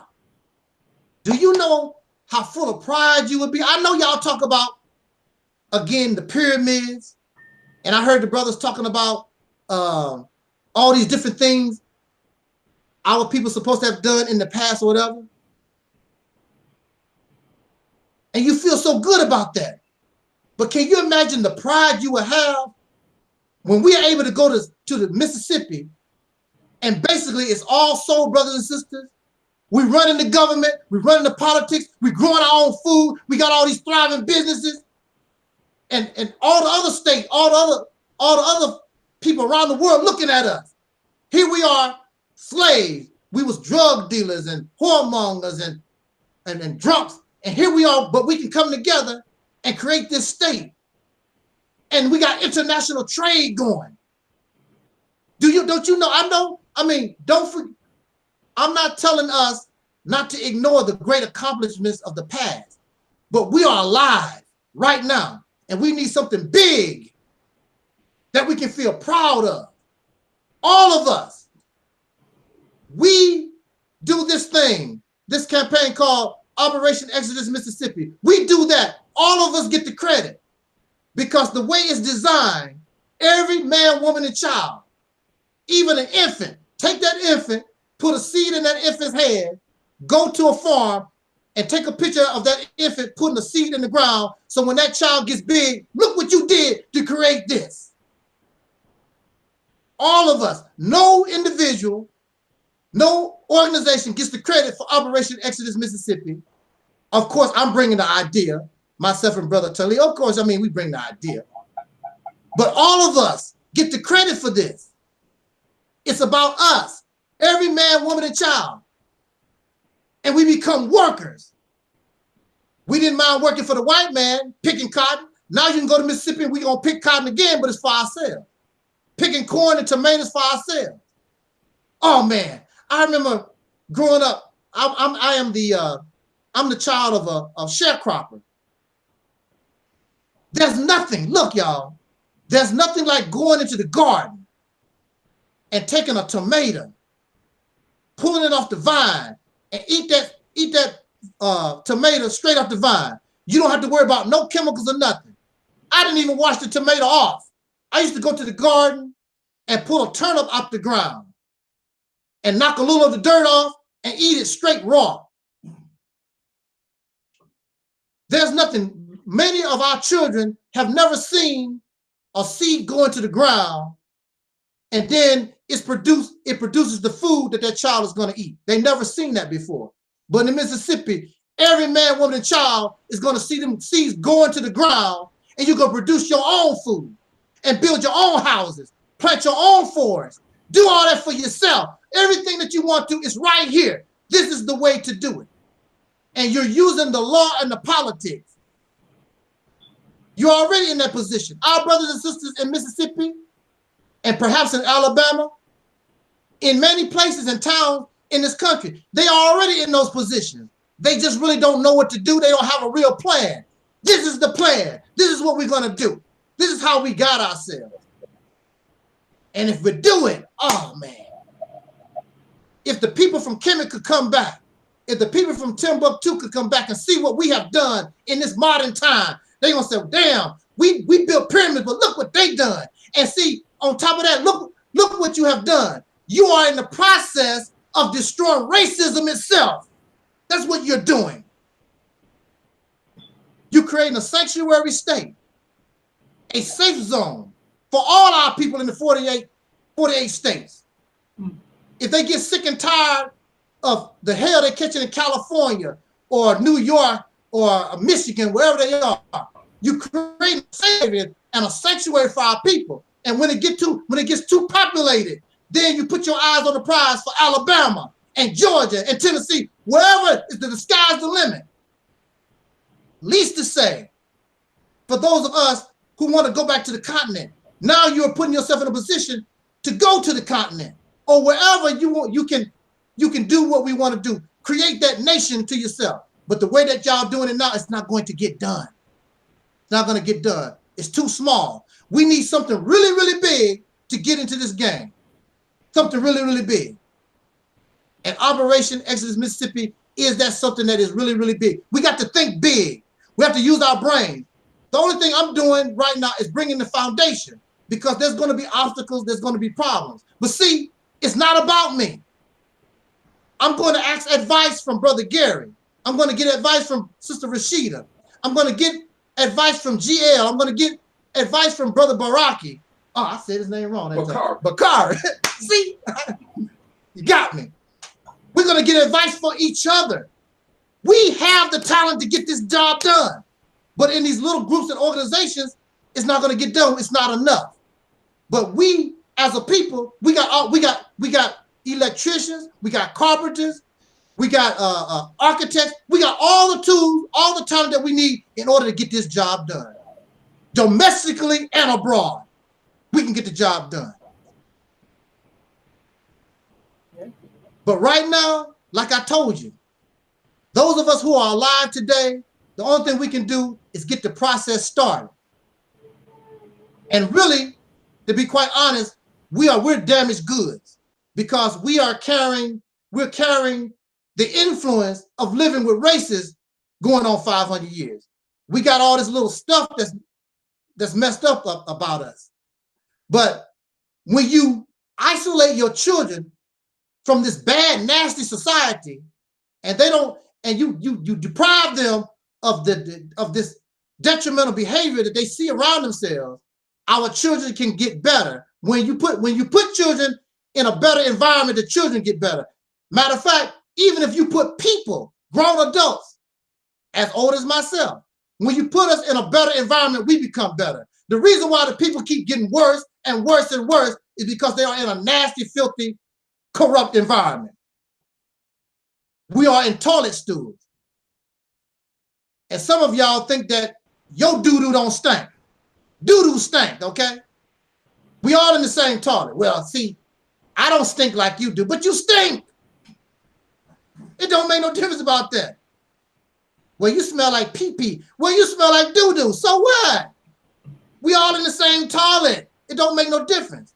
So we're damaged goods. So the only thing we can do is understand what we need to do in order to make our children better. And they will, and because we still influenced by the toilet, they're gonna be stinky. But as time goes on, and we do, like Spike Lee said, we continue to do the right thing, we start getting cleaner and cleaner and cleaner. And that's the purpose of religion, to make you clean, to make you a righteous person. And when you become clean and you become righteous, you bring it to the heaven that your God talk about. You don't have to wait to die. It'll be heaven on earth right here. Do you know why you catching hell now? Because you got a hellified mind. You got a hellified mindset. But once that mindset change, once your mindset become heavenly, you're going to produce heaven. But since you have a devil type mentality, mindset, then the only thing you can produce is hell. And that's all you're going to get is hell. But this Operation Exodus Mississippi is taking us out of that. So what you're looking at is a metamorphosis that we have to come through. Because we're nasty and we're ugly right now. And some people think that caterpillars are ugly creatures. But soon they go and they spin a cocoon around themselves. And then out of that cocoon comes this beautiful creature called a butterfly. And this butterfly is able to defy gravity and fly into the heavens. That's what your scriptures is talking about. You are to go through a metamorphosis. And see, if you didn't know no better, you would think that the caterpillar and the butterfly are two separate creatures, but they're not. The only thing happened was that the butterfly went through a metamorphosis. So we transfer from being the N word, I want to say it makes it more dramatic. We go from being the N word to your gods, to kings and queens for real. No more talk. You will be running a kingdom, the kingdom of heaven on earth. You'll be ruling, you'll be God, a God in heaven, because you produce a heaven on this planet. That's what you will be doing. You will be changing the direction of humanity all over this planet.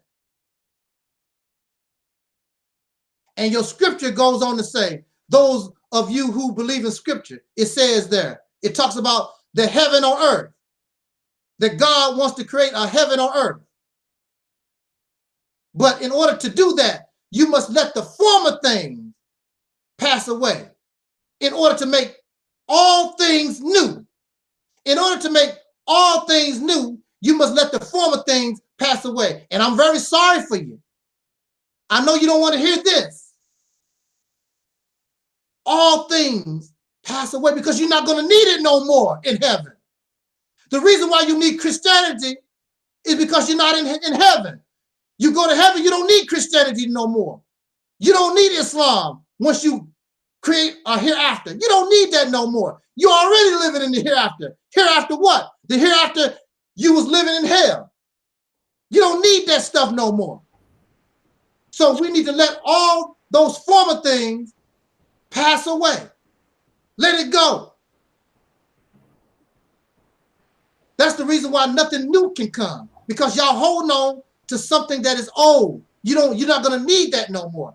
The Honorable Elijah Muhammad even said, for those of you who are in the Nation of Islam, the Honorable Elijah Muhammad taught that the Islam that we have right now is not going to go into the hereafter. It's not going to be part of the hereafter. Because you're making something new. You're not going to need that no more. You're not going to, those are crutches. Those books was designed to put you in the situation that we're looking at right now. And you may not believe it or not. I am influenced by Quran. I am influenced by the Bible. My interpretation and the way I look at things is just different from the way that you do. And I'm telling you that your God has answered your prayers. Do you think that I'm smart enough to bring something like this to you? I ain't that smart, y'all. Taalik, are you that smart? No. Taalik, he said he ain't that smart either. So if you believe, so there's another thing in the Quran. The Quran said that God uses whom he pleases. So I know that you want maybe Minister Farrakhan to bring this message, or maybe Tariq Nasheed, or Cynthia G, or one of y'all other favorite folks, maybe even Sister Rashida. I know y'all probably wanted one of y'all favorites to bring this message, but it came through here. And God chooses whom he pleases. So it makes no difference about what you like and don't and dislike. God chose me to do this. God chose Taalik and me to get together one night and just throwing ideas around. And so this idea has influenced people like Brother Maurice Muhammad. Brother Maurice Muhammad loved the Nation of Islam.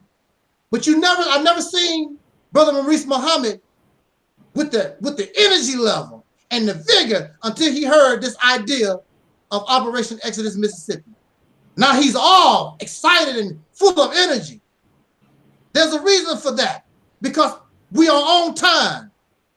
There was a subject that the Muslims used to say all the time: the time and what must be done. We have entered the time and what we are going to do and get it done. You should know, if you know what the time and must be done, then you should get the job done, or you're doing it. Why are we still doing things? Why are we still doing? What do you mean? If you know what the time is and what must be done, then do it. But clearly something is wrong here. It's not getting done. I will make all things new. So Operation Exodus Mississippi is just much more than a sanctuary city or a town or a state or even a safe haven. What you and I doing, what you and I, brothers and sisters, are actually doing, we are actually changing the world. We're changing the direction of humanity by our example and what we're doing in this effort, Operation. That's what you will be doing. You and I will be the catalyst and the foundation of heaven on earth. I don't know about the heaven after the heaven that you go to after you die. I don't know nothing about that. But I would guarantee you, once you create heaven on earth, you're not going to be in a rush to go to the heaven in the sky, because it's going to be real good and beautiful right here, living the only life that you know, because you don't know nothing about that. You hope after you die that you go to this wonderful place. And I hope that we do. But in the meantime, dealing with our reality and what we know, the same way that men created hell, we can create heaven. And the ones who can get the job done are those who are the descendants of slaves born in America, having dark skin, those of whom I call the people of soul. And the Bible said we are the meek that will inherit the earth. There's nobody more meek than a slave. Everything has been taken away from a slave. There's no more humility left. Everything has been, your humanity, your being ashamed, everything has been taken away from you. There's no more person on this planet more meek than a slave. And the meek shall inherit the earth. And here we are, we've been given the tools to get that job done. We will, in our activity, destroy racism, sexism, and all these isms, and all this crap that's detrimental. And I want to say this finally in my conclusion. For those of you who are worried about the homosexuals, for those of you who are worried about the race mixing, those of you who are worried about the crack addicts and the detrimental behavior, don't you know when you create a better environment, you don't have to worry about this stuff. All those things will begin to disappear because the environment that created those things will no longer exist. So you don't have to trip off stuff like that. You don't have to worry about the crack addicts and all these different things. We will return to what many of you call a natural state. Now, I know some of y'all want that right now, and you're not going to get it because when you die, the homosexual still going to be here. And when you die, you know, the race mixing still going to be here. And the crack addiction and the other drug addiction and the alcohol, it's still going to be here. But what we're doing is for ourselves, but it's for our people in the future. And we will become the forefathers and will become the greatest generation ever produced among our people. We will be the forefathers. I think that's a great honor to be somebody like, you know, like the way they honor George Washington, Ben Franklin. That's the way we're going to be honored. They're going to put Sister Rashida's face on one of our dollar bills and coin. Brother Gary's face would be on a dollar bill. My face would be, I don't want that. I want a monument myself. Y'all can have the dollar bill and the coins. I'll just take a monument, you know, like Mount Rushmore.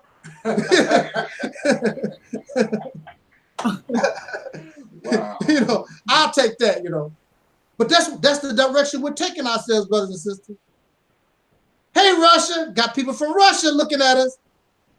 And don't trip off the numbers. That don't mean nothing. Because there's nothing out here. Y'all come to the right place. This was the best place to be right now. So with that said, I hope that I've inspired us a little bit to support this activity and encourage people to subscribe to this channel so that you can keep up to date. And I will continue to send information to those who are on my email list. And for those who are not on the email list, just go into the description box and all of our contact information is in the description box. And like I say, get people to subscribe to the channel. The main thing that we want to do, there are those who have come to me and ask about giving a donation. Right now, we're not taking donations, but what you can do, you can help us promote. You can put an ad. You can put an ad in your local newspaper. You can make a YouTube video. You can send the information to your church or some club. It's about promotion. Now, if we do decide to come and ask about donations, the first thing I want to do, I want to put billboards up on all the major highways in Mississippi. I think there's like 4 or 5 major interstates. So that's like 5 billboards. I'm going to call and see how much that will cost and put like maybe 10 billboards on major highways, and people be passing by. What is that? What is Operation A? What is that? What is that? So we can get our people, the residents there, get them to talking, because if they don't get on board the soul train, we're done anyway. But I truly believe I have a really, really good feeling, because I started not to really officially kick this off. But after I met Sister Rashida personally, And after some other things that has happened, I said, well, why not go for it? And I placed the, oh, how could I forget this? And I hope Brother Omar Shabazz is here. I really want to send a shout out to Brother Omar Shabazz for that beautiful, I think it's a beautiful promotional video that we played, you know, before we came on air. I think that was the bomb. I'm gonna tell you, Brother Omar, when I first saw that video, the first time I saw it, tears started coming out of my eyes. I was like, wow, this is magnificent. Nothing is better than this Operation Exodus Mississippi. This is the real solution. I'm available to anybody to have a debate. You're not gonna last long. You're not gonna last long because this idea encompasses so much. It sort of reminds me of Bruce Lee's Yeet Kune Do. You know, having no form. It just fits. Whatever, it's like water. Whatever vessel it falls into, it just takes the shape of that. And all these other things are just so rigid. Not only are they rigid, but brothers and sisters, it's not enough. We need something big to get into this sick game called race. We need something really big. Something big that it can inspire the 40 to 70 million soul brothers and sisters in this nation. Something big that we can be proud of. And because we can get the job done. We got the energy, we got the money, we got the talent, everything that we need, everything is available. We can get this job done. Something big that we can be proud of. We got it going on. So again, thank you for listening. I want to thank Brother Gary for being here with us in the room with me. Of course, my beautiful dark-skinned activist sister Rashid. Oh, you welcome. I'm glad that you're here. Oh, and my brother Taalik is here with me. Come on, Brother Taalik. See if we can share the screen a little bit. See if you can scoot over here. Where Brother Taalik? Come on, Brother Taalik. Can you get in there? You're going to have to go a little bit further. Come on. A little bit. Where's Brother Taalik at, man? I want to thank Brother Taalik for taking Taalik, I just got on my cell phone. I was having issues because I was in a restaurant, and I wanted to use my phone when I got the notification on Google Hangout, and I couldn't get in. Right. So I'm just letting you know you can get on the phone as well. Use your personal phone as if. I mean, I ain't trying to tell y'all what you do. I was just giving you a suggestion. No, we need that information because I don't know how you do it. Do what now? How do you actually? Is there just if you have the Google Hangout as an app on your mobile phone, as long as you have that hyperlink that you provided through Facebook Messenger, you hit on that with your phone. With the Google Hangout app is applied on your phone. You simply go in there and boom, you join. But of course, what I was trying to do, I was trying to get into your room. I think when it wasn't actually activated. That's what happened. So. See, if you look right here, that's my mobile phone. The one I'm speaking right now is through my laptop. Okay. Just let you know for future thing, man. But go ahead and continue. I don't want to disrupt y'all things as I already did. Yeah, appreciate you, Brother Gary. Yeah, we needed that information. Hey man, that was excellent. Hey man, excellent. Now that was outstanding, man. A good detailed I wouldn't even call it a summary, a run through about the synopsis about what Exodus Mississippi is all about. What else? And I think that was a good job, man. I mean, I've learned more about it than I had the previous times that I have or engaged in listening to. I mean, you did a good job then, but this right here outlined and detailed and highlighted about a lot of the campaign that y'all are trying to spearhead through. So good job on that, brother. I just want to continue on that. And I'm not trying to butter you up or anything. You know me. But good job on detailing it, brother. Slide some butter over here, brother. Good God Almighty, man. Good job, man. Thank you. Oh, matter of fact, Brother Gary, while I got you here, you know, I got to have you as a special guest. You remember that now? Absolutely. I'll talk, okay? Absolutely. I don't think there's no need for me to say anything or whatever. I know, you know me and whatever and stuff. There's nothing I can say, but just sit back and listen Learn more each and every time that you know, when I listen to y'all, and that's all I can do. You know, if I have something to input that I can contribute, by all means, I would say so. Yes, sir. Yes, sir. Better believe it. But looking over there like, man, you mean bugging somebody, man. Do your thing, man. Oh, wait a minute. All right. Y'all got my full attention. It's not like that. It's all good, brother. Hey, you know, Taalik just roll that way, man. Yeah. I'm a nice guy, you know. Hey, bro, what do you man, I mean, Brother Taalik broke that down. That was real good. If you don't mind, I don't know if you have something to say before I say anything, but what do you have to add on to what Brother Taalik was talking about? Excellent, man. Thank you. Hey.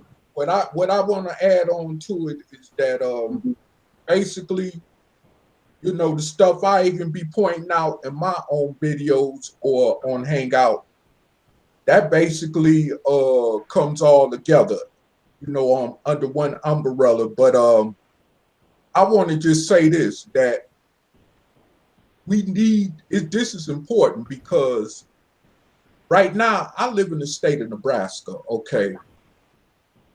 In Nebraska, it's not that many black people there, you know, and except where in Omaha, it's just a few more, but still, it's like, you know, 1% in that state. You know, it's like 1% of us in that state. And I'm gonna tell you this. I'm not one to criticize a lot of our people who decide to go and move outside the unquote quote black community, okay? Because I mean, if I had a family, now I'm just a single person, okay? If I had a family and I'm living in a community where it's constant shooting going on there, okay? Constant killing, constant robbing, rape, all these other crimes that's taking place in our communities. And nothing is effectively being done by the people in the community about it. But they want to criticize those for taking their resources and going over to the suburbs, or what they want to call going to be among the white folks or whatever.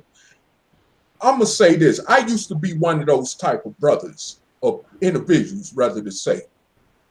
And I look at it like this. If a person needs to be safe, especially raising kids, you know what I'm saying, without them going out in the front yard worrying about if they gonna be caught up in the slew of bullets because of a shootout between some niggas over drug territory or whatever the case is, or their grandmother can't go out and empty the garbage can because she might get raped at 71. You know, I'm talking about stuff now as far as where I come from originally, okay? And I mean, this ideal, you know what I'm saying, in a paradigm manner covers all that, you know, where our elderly could finally feel protected in their last days on earth, where our children could definitely be protected, our women for sure could be protected, okay, and everybody, including us as brothers. You know, we ain't got to run to no another nationality, unquote, to feel safe around, or go to another state, even somewhere further west, like western where I'm at, like Montana or Wyoming or Idaho, you know, which is known to have a heavy presence of white supremacy going on, you know, and stuff like that. Blacks are moving to these states.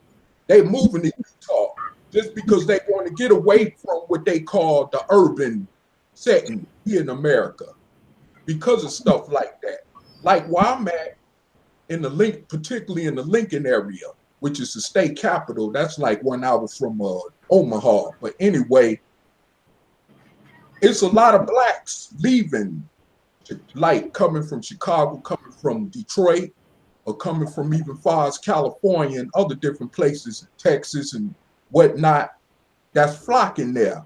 And now they trying to mess that up. But see, them white folks, of course, they not going to have that. Number one, that's the state capital. You know, if you going to do that, go to Omaha or just get up out of Nebraska entirely, because they not going to have that. You know, and my thing is this, is that, you know, I want to be, you know, community orientated when it comes to us as dark-skinned descendants of slaves born in America. But the reality is, I hate it, but I couldn't even sit in my apartment and leave out the door in Detroit a few years ago and have a cup of coffee on the steps of my apartment building without worrying about a drive-by or getting robbed or something, okay?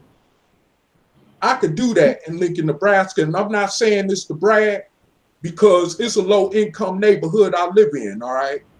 But still, the paradigm is different.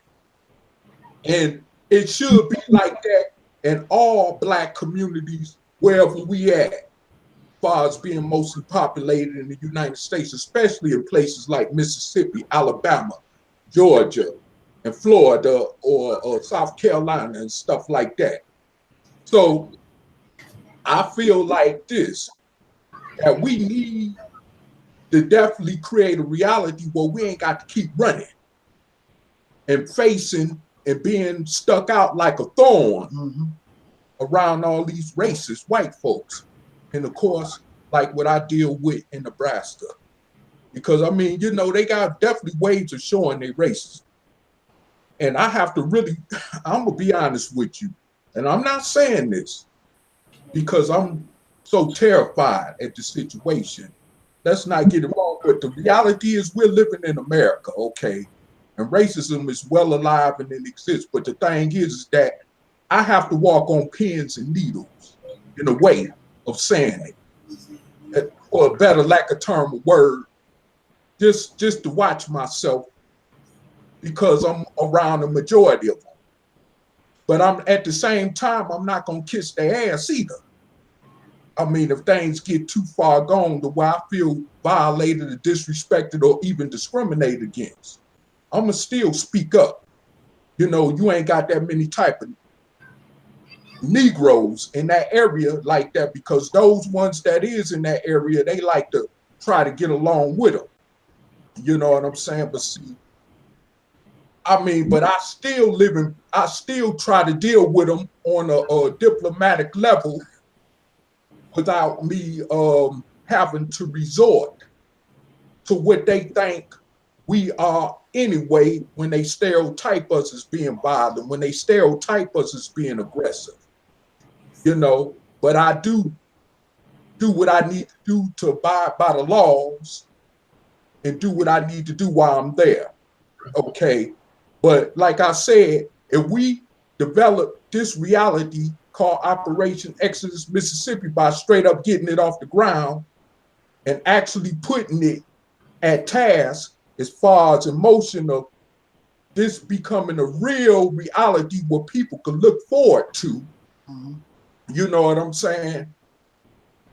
I think even the Black people that's in certain parts like Walmart, Nebraska, Wyoming, Idaho, Oregon, they'll flock toward Mississippi, you know. Excuse my sweating, it's so daggone hot up here. But anyway, like I said, you know, my thing is that I just rather, like I said, thanks, brother. I'd rather, you know, be back around my people because it's natural. Like the brothers say, it's natural. So I'd rather be back around my people. I'd rather be back around, of course, no offense, sister, my beautiful sisters, and even younger generation, you know, who I miss, you know, that's in the category of my people like my grandies that I could watch grow up, you know, and not grow up as thugs and criminals and all that kind of stuff, you know. And this reality, Operation Exodus Mississippi, calls for that. And so this is what I want. And I mean, I'm gonna tell you right now, this thing get to popping for real, like I said, as far as getting off the ground, I'm making immediate prompt reservations to get up out of Nebraska to come back east. You know, because I mean, I'm really tired of living just, you know, I want to, you know, and maybe at being in my early 50s, I'm able to say that I stand more of a chance being longer on Earth than I would have if I'd have stayed in Detroit, or if I'd have stayed in Lexington, Kentucky, or Toledo, Ohio, or something like that, you know, because of the demographics of what goes on in them type of places that I just, but, you know, like I said, I shouldn't have to go around white folks to feel that way. I shouldn't have to go around Asians to feel that way. I should be able to be around my own people feeling that way. You know, especially if I only got 20 or 30 more years to live at the age I am anyway, and at the age that Brother Taalik is. Why are you mentioning mine? Oh, excuse me, brother. Well, I mean, the same age bracket. I just put it that way. All right, brother. All right, no offense, but yeah, okay, I got you. But yeah, I mean, it's like, man, but I'm serious though. I mean, it's all about love and unity. Yes. For us as a people, you know. I mean, the haves and the have-nots. It's all about, like you say, us not degrading each other because we have less, or judging each other about how much more we got and all that. See, integration, that really opened up integration opened up the doors for that. No disrespect to our dark-skinned ancestors of the civil rights generation, but integration, unfortunately, opened up them doors, which more so divided us on class levels. So by that happening, you know what I'm saying? I feel like this. If we get in a sanctuary, like taking control of a state such as Mississippi, that can evaporate if we all work together in a common collective way, like I said earlier when I opened up on air, you know, as far as us coming together and throwing our differences to the side. And like I heard the sister speaking earlier, you know, even if we disagree with each other, still agree with each other on which could help us to go down that road to where it'll be a light at the end of the tunnel, especially for our future generations. And that's what that's about. But, you know, I'm not going to take up the whole show, rest of the show, but what is your reply back to that, my brother or sister? What do y'all have to say? Because it seems his brother's busy. He wants to be the conductor. Go ahead. No, you all right, brother, doing what you doing? Oh, cool. Oh, okay. Yeah. Something to say there, sis? It was getting ready to get close to bringing this. Oh, you know, I made man. Man, I know I'm gonna be in trouble. With the women. I want to send a shout out to my sister Ann. She's in the chat room. Got to send out shout out to Sister Ann. Should have done that in the beginning. How could I didn't mention Sister Ann. I know I didn't. I mentioned I'm sorry, Sister Ann. I'm sorry. And you know, and I didn't send a shout out to my Sister Noble. Sister Noble Levine. I'm in trouble. I know I'm gonna get it. I know they're gonna. You didn't say my name. You said all them old raggedy people's name, and you didn't say my name. You know how women is. Oh wow. I can hear it now. They might have a little mercy on me. This is try to get myself together. I don't know why. I should have put it on my notes to make sure I get everybody.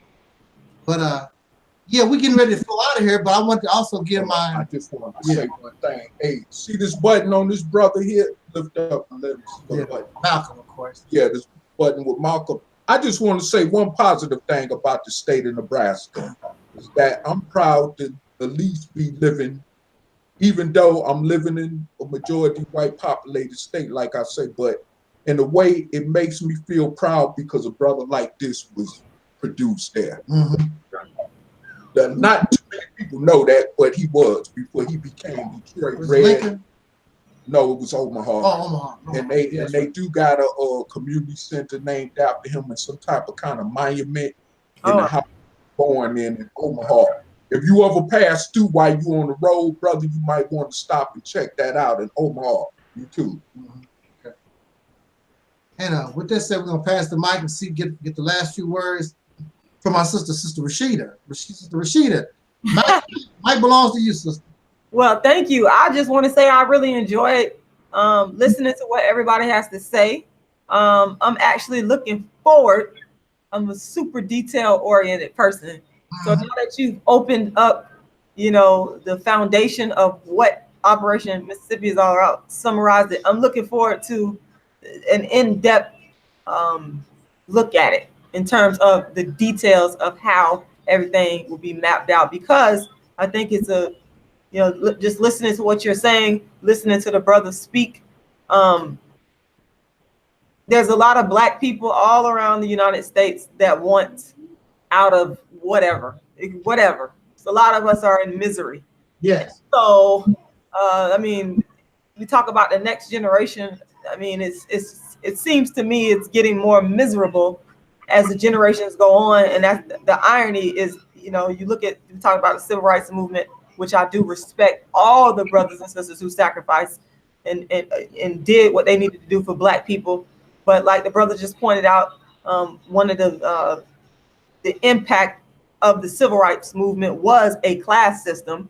And I'm not too sure if we would have avoided that living in America. I'm not too sure, but that's a very good point. There's so many thought-provoking things that came up. So all of this makes me want to know the details, the how, when, what, who, the details of how this stuff will be mapped out. So I'm very interested in that next chapter in the Operation Mississippi campaign.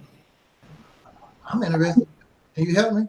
Well said. Hey, remember 11 years? Hey, Taalik, you don't even realize, man, on YouTube, when 11 years ago, when you conducted your first radio show on Blog Talk Radio, can you y'all hear me?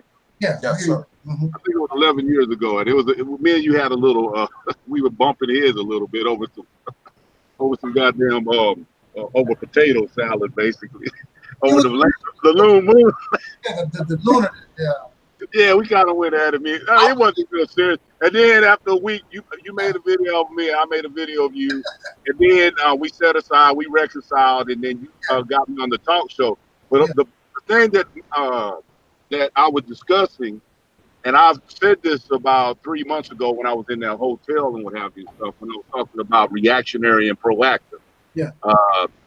You were speaking about it, just as your personal progression that you have transformed yourself as I have, and as brother, because me and brother Taalik come back from the school of a teacher back 25 years ago, and we kind of emancipated ourselves from it.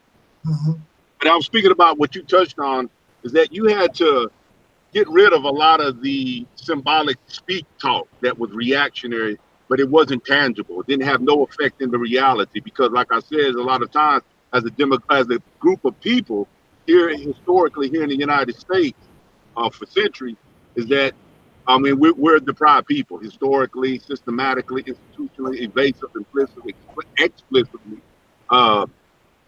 We tend to retreat and seek refuge to an idealistic canopy. A lot of us do.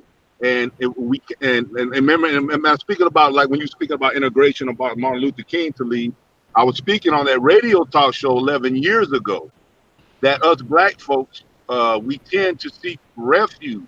When we can't do things against the government or respond or elevate ourselves from it, we tend to retreat to objectification, not objectification like you do in scholarship, but objectification on where we treat things that are untangible, things that are abstract concepts that we can't touch, but yet we worship and we treat it as if it's something that is concrete. You know what I'm saying? And brother Taalik was just saying, like the white man and this and that. I was like that 15 years ago. about the chakras and kundalinis, and not to dismiss those kind of things. Those things are very good metaphysically, but those things are subjective, and I believe that relies on personal or personal testimony, and those things are arbitrary. But when I was saying on the radio talk show is that Martin Luther King, even though we can debate, I even said that on the radio 11 years ago, we can debate whether the Boule and all these people infiltrated, and it caused us, because black folks, when we was under the Jim Crow law and the separate but equal thing back historically and under systematically racism back in the South and the what have you, though that they had their foot on our necks. When we look at the family unit, our occupation, our education, because in our education back in segregation is that the school boards had black folks teaching under segregation.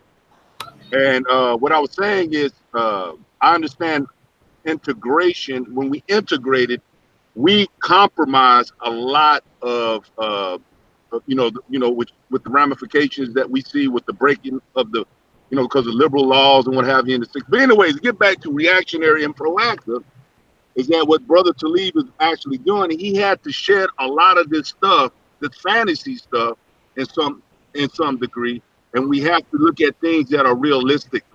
You know what I'm saying? And he had to shed and discard a lot of these things that are too, again, objective, abstract. And the political ploy is that with the demographic in Mississippi, because when we look at the statistics and category as a state, Mississippi ranks either last or overall in all the 50 states of the United States, or 46 or what have you. Most of the time they're either last or second to last. So God, I kind of lost my train of thought. But listening to this, the campaign, or what y'all doing, again, I'm not saying that to butter y'all up, you know what I'm saying, to toot y'all horn, but from where I'm coming from, I do think it's very viable. Brother Taalik is aware that it's very difficult. A dog that shit fast don't last long. It ain't gonna happen overnight. Again, that's the reason why he used the metaphorical thing about the caterpillar. Caterpillar is very ugly. Mm-hmm. But a caterpillar has to go through its metamorphosis of looking ugly, which is equivalent to it's going to get ugly. It gets worse before it gets better. Mm-hmm. And we have to shed a lot of our differences. It's just the same thing when I was speaking to Sister Rashida, and how Brother Taalik, relative to that, they have their differences, but their friendship and their friendship is not hampered by their differences. You know what I'm saying? So I've kind of been rambling a little bit, but that was just my little input on it. And about Nebraska, oh my God, I was up in Nebraska about 3 months ago. My goodness, man, that place right over there is like cooking chicken without seasoning salt down there. Down there look like Molly Ringwald from what's that? There's no folks down there, man. They ain't got no man. I've been around all kind of states. That's what I do is travel. But Kansas and Nebraska, man, golly, them folks down there, boy, they just so bland. That was supposed to be the safe haven, so what sanctuary for our ancestors who escaped slave oppression and Jim Crow from the South. A lot of people don't know about that part of our history, but the Midwest, the deep Midwest was supposed to be that a frontier, for us to be able to get away from that type of oppression. But we saw what happened in places like Tulsa, Oklahoma, with the Black Wall Street thing, and even in Omaha. Matter of fact, next year it'll be 19 years when they lynched the brother, or they snatched him up out of a court building in downtown Omaha, and they lynched him, of course, because of the common narrative that a white woman accused him of sexually assaulting her. And a matter of fact, if you look at that picture where you show the brother's corpse being burnt, where he's laying back, not the brother that's hanging, that one was in Texas, but the one where the brother is laying back, you know what I'm saying, after they done burnt him and mutilated him, that was in Omaha. Right. So I mean, it's crazy, but yeah, that state in that area definitely has a history that people would like kind of use identical as to the way our people's history in the South is. Because I mean, it's almost kind of like that. Yeah. More so than I've seen in other areas in the country. But that comes closer to the way that our people were mutilated and lynched and all that in the South. So, I mean, it's like a brother told me, and because of anonymity, out of respect for his status or whatever, but he did tell me this. When I first moved there over 4 years ago, and he looked at my Kentucky state ID, he said, look, man, you might have came a little further north, but you know what I'm saying? That's it. And he ain't have to say no more than that. And since then, I've seen what his point was. Hey, real quick too. Well said. Well, and also I feel what Brother Taalik was talking about. He's not trying to make this campaign with exclusion. You know, I'm not following homosexuality. I understand that the potential risk of having white folks. I mean, it's next to impossible to have white folks. We cannot interact. I mean, I remember Sister Soldier said that a long time ago. We're not speaking about a physical separation. We're talking about a mental separation. You see what I'm saying? Of understanding that we retain our own cultural identification and other social stratification of who we are. You know what I'm saying? Because it is. I mean, Mississippi. We have. I mean, there's a social cultural dimension to it. The folks of Mississippi, they are a southern state, and they are lasered. They're entrenched and they're embedded by the southern tradition of Christianity. If you go over there and start talking all that pro whatever and stuff, you're gonna immediately cut them off. They don't want to hear that. Brother that me and you, when me and you met in person, he's from Mississippi. He likes a lot of he's very open-minded. He is very open-minded. I mean, we talked for 3 hours when we went down to Laredo, Texas. He asks me questions, he listens, but he still has that. There's nothing wrong with that, but he is a strong Christian thing because it's been facilitated and it's been orchestrated through tradition of that culture in the South, especially Mississippi. Those folks are very religious. It's like I said, if you go over there, start talking that Dr. Khalid Muhammad stuff with 50 dudes with black boots, and you march up to Mississippi, shoot, all they got to do is have one dude come over there and raise his hand and say, Jesus Christ. And doggone, and 90% of them folks. So you got to be, I mean, I like your approach. You know, I see what you're saying because you've been called a coon. You probably been called you're homosexual. Yeah. See, I understand the strategic of why you're doing that because you understand the modern, the modern condition of that. You know, if you can't make that approach like we did back in the 1960s or come with a Malcolm X approach. We're living in 2018 is next to impossible. So it's just to mobilize the political thing, having awareness, and somewhat, maintain your religion in some sense, but we have to emancipate and connect ourselves to reality in a strong degree, because we're relying too much on the supernatural or these metaphysical things to rescue us from our demise, rather than seeing our relation to reality, and then do things that we can implement or make things that are applicable, that we can usher things realistically as a result by investing on things that we do. In reality, and ultimately, it would have this incentive and reward, and then we start gradually seeing progress and what happens. So let me just shut the hell up now. And I know you got things to do. I appreciate you for allowing me to say what I had to do. Hey, Rashida, love your energy, woman. I love your energy. I could just tell you. Thank you. Love your energy, what have you, sis. I know you're a very smart woman, too. Again, I'm not tooting your horn because he knows me. I go off, and if I don't feel right about a person, shoot, I shoot. They want to talk a 2-cent talk with me, I give them $1 million ass whipping. I'm not trying to toot my horn. I love your energy, though. Yeah. On the real. But Taalik, do your thing. Taalik, do your thing, brother. Yes, sir. I thank you. Yeah, I thank you. I thank you. Thank you too, brother. I'm glad that you was here. And I'm not thanking you for allowing me to talk. Thank you for giving us your time to do what you're doing to provide your outline about your mission and your campaign, brother. Thank you for giving us your time. So thank you. Yeah, you're welcome. You're welcome. And I still thank you for being here because I really did want you. I had talked to you earlier. I did want you to be here with me. And again, thanks, Sister Rashida. Oh, you're welcome. You're welcome. Brother Taalik for being here this Yes, weekend. Sir. And I thank to everybody. Like I said, those of you who are listening now in the audience, those on Facebook. I'm not gonna forget my Facebook friends. Those in the chat room. Appreciate it. And I think we had a really nice day. I enjoyed myself. I did. Last series we had last. And, you know, what's that? How that song go? I'm glad we had this time together. I just want to.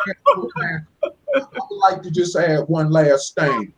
In the future, I hope on my future travel journeys that I am able to go around with this brother to different areas and different states, as far as reaching out to our people with this Operation Mississippi campaign platform. And hopefully I'll run into you, Brother Gary, and also you, Sister Rashida. Yeah. Because I mean, people that are like y'all, that are in sync totally with what we're doing commonly, it's a common accord, collective thing. I don't mind dealing with y'all. I mean, I'm gonna just say this straight up. And I told Brother Taalik this, and I'm not gonna be shy of this, but I don't care to be dealing with a whole bunch of Negroes at this point. Because of our people's mental condition. I seen it even traveling here. In the Greyhound bus depots, like in Kansas City, on my way here. Oh man, it's crazy. Our people is, look, I'm just like this.